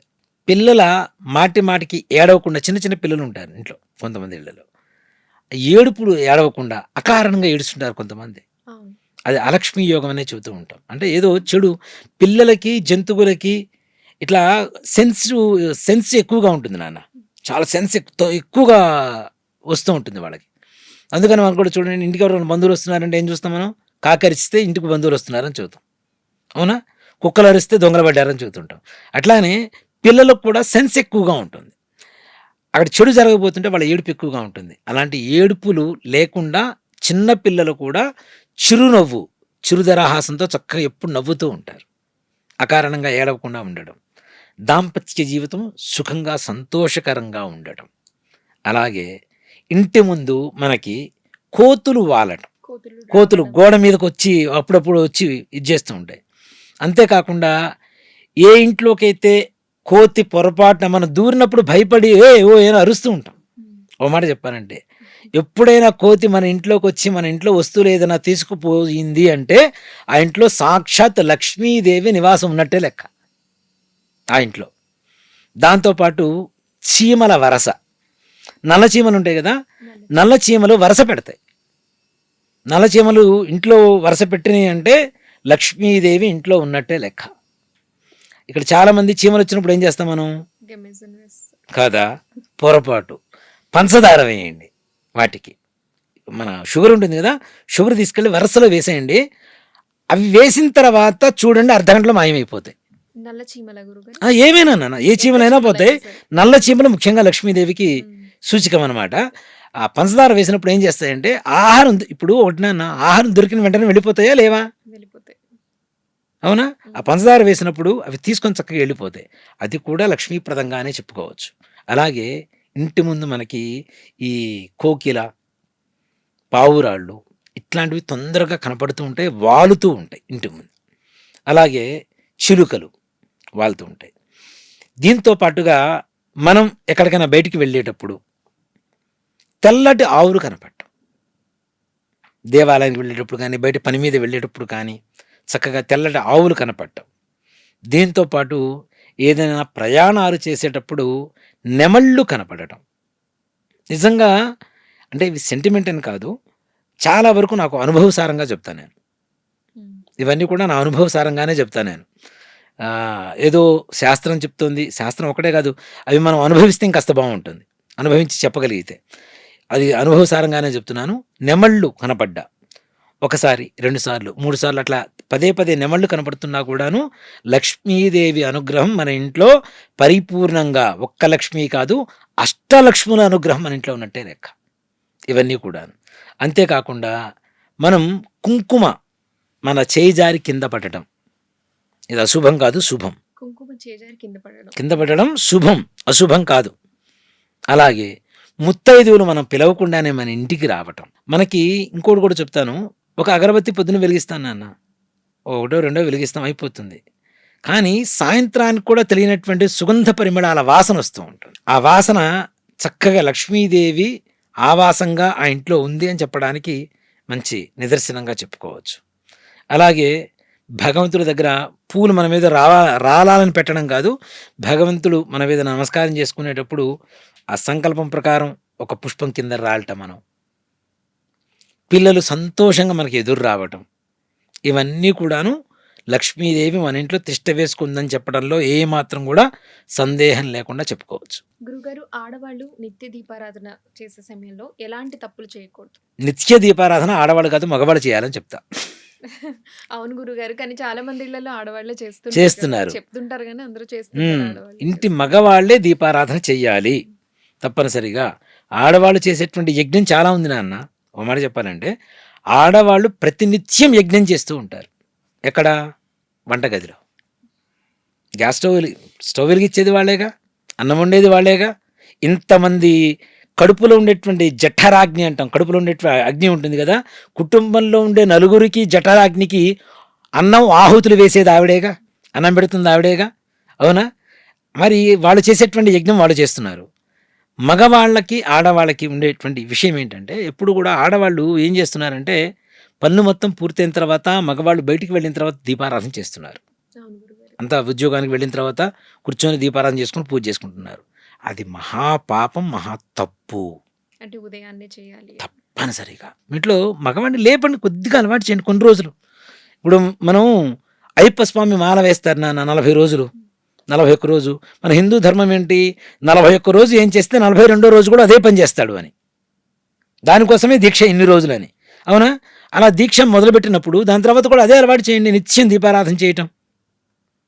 తప్పనిసరిగా ఇంటి యజమాని చేసేటువంటి దీపారాధనకి, యజమాని వెళ్ళిపోయిన తర్వాత చేసేటువంటి దీపారాధనకి ఎంత తేడా ఉందో చెప్తా మీకు. ఇంటి యజమాని దీపారాధన చేయడానికి కావాల్సినటువంటి సామాగ్రి మొత్తం ఇంటి ఇల్లాలు సర్దుతుంది చక్కగా. దీపారాధన నూనె వేయొచ్చు, ఒత్తులు వేయొచ్చు, అంత చక్కగా బొట్లు పెట్టవచ్చు, పూలమాలలు పెట్టవచ్చు, పూలు పెట్టవచ్చు, అంత శుభ్రం చేయవచ్చు. ఇంటి మగవాడు వచ్చి దీపారాధన వెలిగించి పూజ చేసి వెళ్తే, ఇప్పుడు దేవాలయానికి వెళ్తాను నాన్న, గోత్రం పేరు చెప్తాం. పమిడిపాడు గోత్రోద్భవస్య వెంకటేశ్వరరావు నామధేయస్య ధర్మపత్ని సమేతస్య సహకుటుంబానాం అని చెప్తున్నాం, అవునా? ఆడవాళ్ళు ఏమైనా సంకల్పం చెప్పుకోవాలి. ఇంటి యజమాని మొట్టమొదటిగా పూజ చేస్తే నాకు ఈ సంకల్పం చెప్పగలిగేది, అవునా?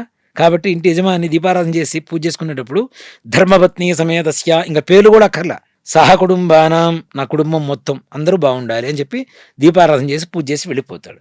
ఆడవాళ్ళు చేయవలసి వస్తే మగవాళ్ళు బయటికి వెళ్ళ ముందే దీపారాధన చేయండి. పొరపాటున మగవాళ్ళు బయటికి వెళ్ళిన తర్వాత దీపారాధన చేయటం, ఇల్లు చిమ్మటం మహాపాపం, మహాదోషం. ఇంటి యజమాని మరణాన్ని మనంతటా మనం కోరుకోవటమే. ఎందువల్ల? ఇప్పుడు చూడండి, ఒక ఇంట్లో ఒక మనిషి చనిపోతాడు. చనిపోయిన తర్వాత ఇల్లు మొత్తం శవాన్ని తీసేసిన తర్వాత చింపుతాం, మనం కడుగుతాం, తర్వాత దీపం వెలిగిస్తాం, అవునా? ఆ దీపం వెలిగించిన తర్వాత శ్మశానం నుంచి కొడుకు తలకొరువు పెట్టి ఇంటికి వచ్చి దీపారాధన చూసి నమస్కారం చేసుకొని లోపలికి వస్తాడు. మన ఇంటి యజమాని బయటికి వెళ్ళిన తర్వాత మనం కోరుకుంటున్నది ఏంటి? మరి దీపారాధన చేస్తే వాళ్ళ పతనమే కదా, అంతే కదా? ఇంటి యజమాని వెళ్ళక ముందే ఇల్లు చిమ్మాలి, ముగ్గు వెయ్యాలి. ఇల్లు చిమ్మక ముందు, ముగ్గు వెయ్యక ముందు, దీపారాధన చేయకముందు ఇంటి యజమాని బయటికి అడుగు పెట్టకూడదు, బయటికి వెళ్ళకూడదు పని మీద. దీనికి మరి ఆడవాళ్ళు చేస్తారా, మగవాళ్ళే పొద్దున్నే లేచి చేస్తారా అనేటువంటిది మీరు ఆలోచించుకోవాల్సినటువంటి విషయం. కాబట్టి దయచేసి దీన్ని చాలామంది వ్యతిరేకించవచ్చు. నాన్న, నీకే నువ్వు చదువుతున్నావు, పొద్దున్న నాకు 4ంటికి డ్యూటీ ఉంటుంది, 3ంటికి డ్యూటీ ఉంటుంది చేయాలని. కానీ తప్పదు. కొన్ని పరిస్థితులని మనం ముందుకు వెళ్ళాలి అంటే వాటిల్ని, అలాంటి పద్ధతుల్ని మనం అవలంబిస్తూ ఫాలో అవుతూ ముందుకు వెళ్తేనే ఏదైనా మనం భవిష్యత్ తరాలకి మన సంప్రదాయాన్ని ఇవ్వగలుగుతాం, లేకపోతే కష్టం అవుతుంది. గురుగారు, ఇంట్లో చాలా మంది గోమాత విగ్రహం పెట్టుకుంటూ ఉంటారు. ఇలా పెట్టుకోవడం వల్ల ఏం జరుగుతుంది? 3 తల్లులు నాన్న. ఒకటి జన్మనిచ్చిన తల్లి, ఒకటి భూమాత, 3 గోమాత. మాతత్రయం అంటారు వీళ్ళని. గోమాత గురించి చెప్పాలి అంటే అసలు మాటలు చాలు. అంత గొప్ప విశేషమైనటువంటి ఒక జ్ఞానం కలిగినటువంటి జీవిగా మనం గోమాత గురించి చెప్పుకోవచ్చు. గోవులు పూర్వకాలంలో ఎక్కువ ఉండేవి, ఇళ్లల్లో ఉండేవి. డైరెక్ట్ గోవులు, గోమాత విగ్రహాలు కాదు, గోమాతలే ఉండేవి. గోమాతలు అంటే గోవులు ఎన్ని ఉంటే వాళ్ళంత ఆస్తిమంతులు, శ్రీమంతులు అని చెప్పి పూర్వకాలంలో ఒక లెక్క ఉండేది. ఇప్పటికీ వేరే దేశాల్లో, ఏదో ఒక దేశంలో విన్నాను నేను, కరెక్ట్ కంట్రీ పేరు అయితే నాకు గుర్తులేదు, కానీ అక్కడ ఆడపిల్లనివ్వాలి అంటే వాళ్ళకి ఎన్ని గోవులు ఉన్నాయో చూస్తే ఎక్కువ గోవులు ఉన్న వాళ్ళకి వాళ్ళ ఇంటి ఆడపిల్లని కొడలుగా ఇస్తారట. అంటే గోవులకు ఉండేటువంటి ప్రాధాన్యత ఇంకా తగ్గలేదు, ఇంకా పెంచుకుంటూ పోవాలి. పూర్వకాలంలో ఉన్నదాన్ని ఇంకాస్త వృద్ధి పొందే పరిస్థితి తీసుకుని వెళ్ళాలని. ఇక్కడ గోవుకుండే లక్షణం ఏంటి? ఎక్కడ గోవు ఉంటే అక్కడ ఒక 2 ఎకరాల పాటు దాదాపుగా పాజిటివ్ ఎనర్జీ వస్తుంది. గోమూత్రం, గోమయం, గోక్షీరం, గోదధి, గోఘృతం అంటే 5. ఆవు పాలు, ఆవు పెరుగు, ఆవు నెయ్యి, గోమూత్రం, గోమయం. ఈ 5 కలిపి ప్రతి 6 నెలలకు ఒకసారి స్వీకరించమని చెప్తారు. ఎందుకు? మనకి టీటీ తీసుకుంటుంటాం ఇప్పుడు కదా. టీటీ అంటే టెట్వాక్, ఏదైనా సెప్టిక్ కాకుండా తీసుకుంటాం. పూర్వకాలంలో టీటీ ఏంటి? ఇదే. ఈ 5 కలిపి తీసుకుంటేనే టీటీ అంటారు అప్పట్లో పూర్వకాలంలో. దీన్ని మనం పంచగవ్య ప్రాసన అంటాం. పంచ అంటే 5, గవ్యం అంటే ఆవు, ప్రాసన అంటే స్వీకరించడం. 5 ఆవులోంచి వచ్చేటువంటి ద్రవ్యాలను స్వీకరిస్తే వాడికి ఏ రకమైనటువంటి రోగాలు ఉండవు అని. అంతేకాకుండా ఇవి తీసుకునేటప్పుడు ఇవి తీర్థంగా తీసుకుంటానా, ఇక్కడ ఒక మంత్రం కూడా ఉంటుంది. ఈ మంత్రానికి కూడా అర్థం ఏంటంటే అవి ఎవరైతే లోపల తీసుకుంటూ ఉంటారో తీర్థంగా 5 కలిపి అంటే ఇన్ని అని కాదు, కొద్దిగా కలిపి తీసుకుంటూ ఉంటారో వాళ్ళ శరీరంలో పేగులకు పట్టినటువంటి దోషాలు, రోగాలు కూడా ఒక దూది పింజ ఉంటుంది కదా, కాటన్ని నిప్పుల్లో వేస్తే ఎలా కాలిపోతుంది? చొర వెంటనే కాలిపోతుంది.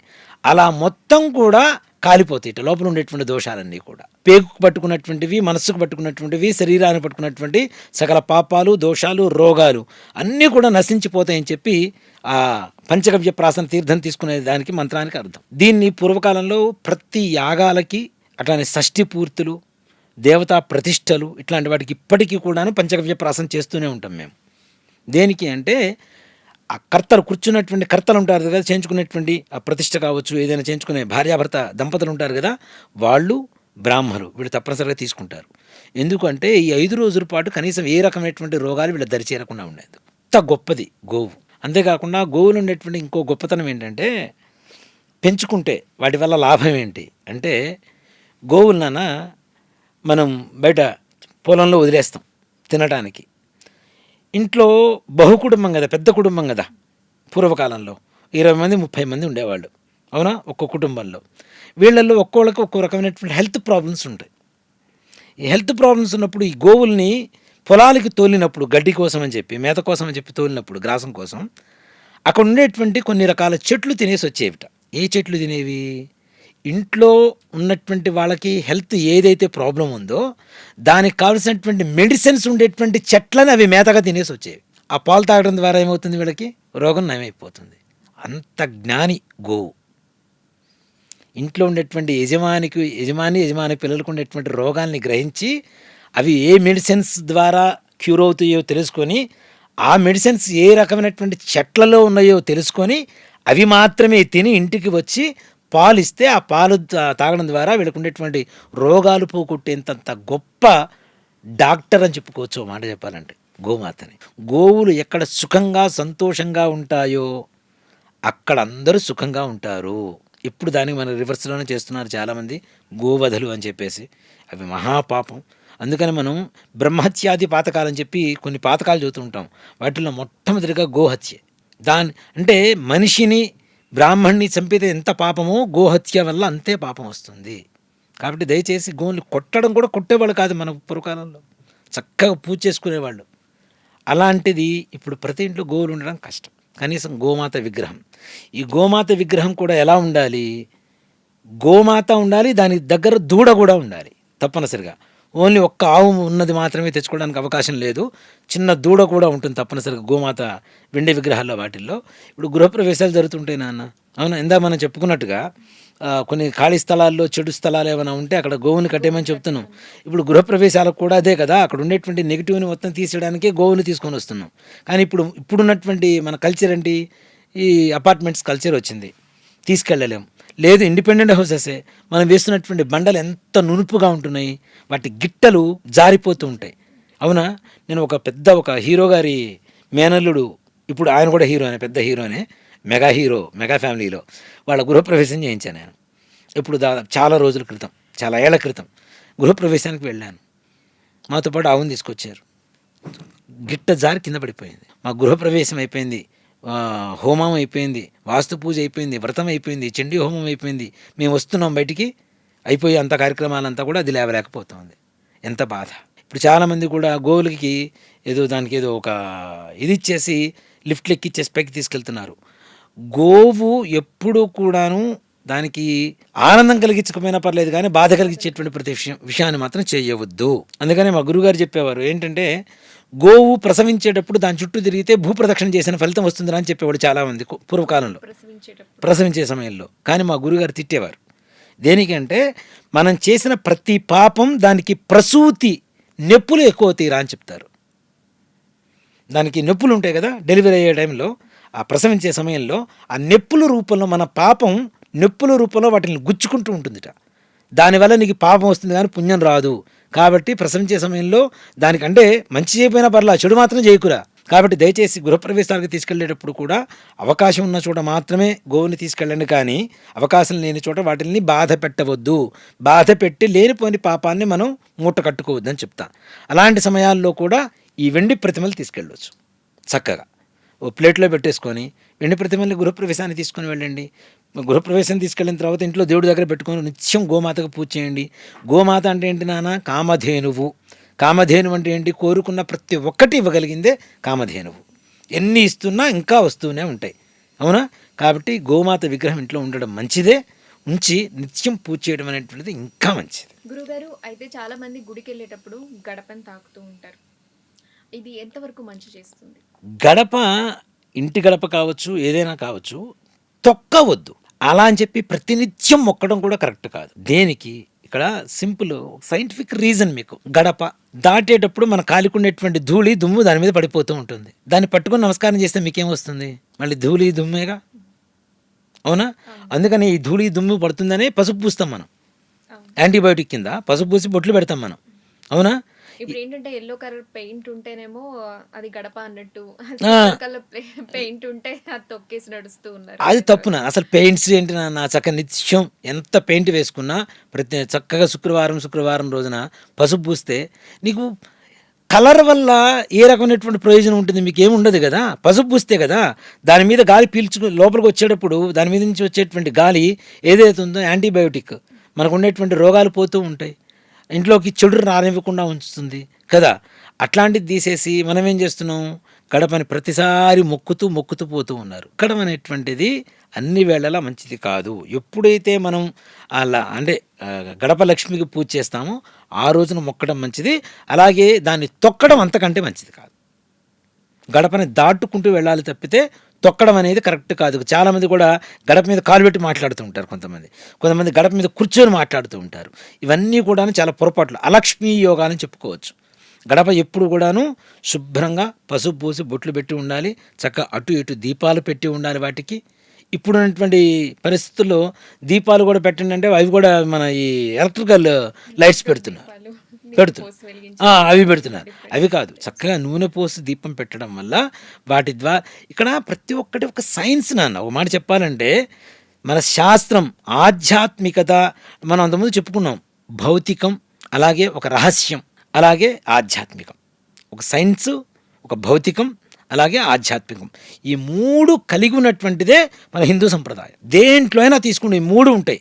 భౌతికంగా పనికొచ్చేది ఒకటి ఉంటుంది, ఆధ్యాత్మికంగా పనికొచ్చేది ఒకటి ఉంటుంది, సైంటిఫిక్ రీజన్ ఒకటి ఉంటుంది ఇంటర్నల్గా.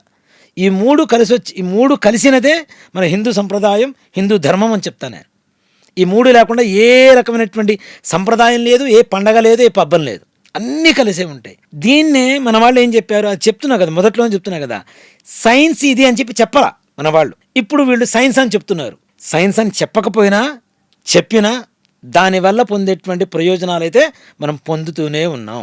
ఇంటికి పసుపు పూయటం ద్వారా, బయట ముగ్గు వేయటం ద్వారా, దీపం పెట్టడం ద్వారా వచ్చేటువంటి ప్రయోజనాలు ఏవైతే ఉన్నాయో అవన్నీ మనకి తెలియకపోయినా, తెలిసి చేసినా తప్పనిసరిగా వాటి ప్రయోజనం అయితే మనం పొందుతున్నామా లేదా? దీపాలు పెడతాం, మనకి కార్తీక మాసంలో వాటిల్లో చక్కటి వేడి వస్తుంటుంది నువ్వుల నూనె నుంచి. అంతేకాకుండా ఇప్పుడు నువ్వుల నూనె దీపం వేస్తాను నాన్న, ఒత్తి వేస్తాం.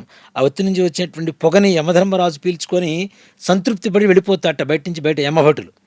ప్రాణాలు తీయడానికి వచ్చినటువంటి వాళ్ళు కూడా ఆ నూనె నుంచి వచ్చినటువంటి ఒత్తి నుంచి వచ్చినటువంటి పొగని పీల్చి సంతృప్తి పడి వెళ్ళిపోతారుట. అంతేకాకుండా ఇంట్లో సమశీతోష్ణాలు, ఇప్పుడంటే లైట్లు వచ్చినాయి, హీటర్లు వచ్చినాయి, ఏసీలు వచ్చినాయి. పూర్వకాలంలో దీపాలే వేడి, అంతమించి వేడి లేదు. అవునా?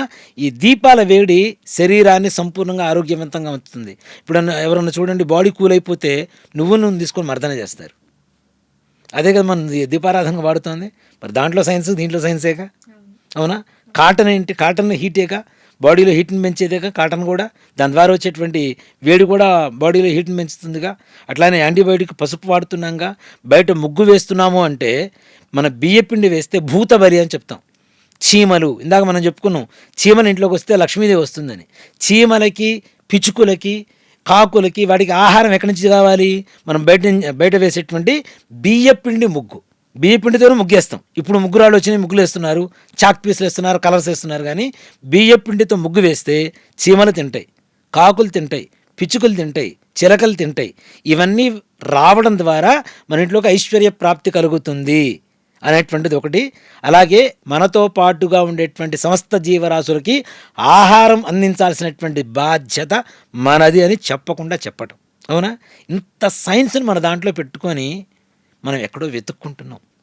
మన బ్రతుకులాటంతా కూడా వెతుకులాటలోనే ఉంది. ఒక మాట చెప్పారండి, దయచేసి మన ధర్మంలో ఉండేటువంటి ప్రతి ఒక్క సైంటిఫిక్ రీజన్ని లోతుగా వెళ్ళి ఆలోచించండి. ప్రపంచంలో భారతదేశం, హిందూ సంప్రదాయం, హిందూ సంస్కృతి, హిందూ ధర్మంలో ఉన్నంత పరిపూర్ణమైనటువంటి సైన్సు మరెక్కడా లేదని చెప్పుకోవచ్చు. గురుగారు, మా ఈ పాడ్కాస్ట్ కార్యక్రమంలో మీరు చాలా విషయాలు తెలియజేశారు. ధన్యవాదాలు గురుగారు. శ్రీమాత్రే నమః. శ్రీ గురుభ్యో నమః.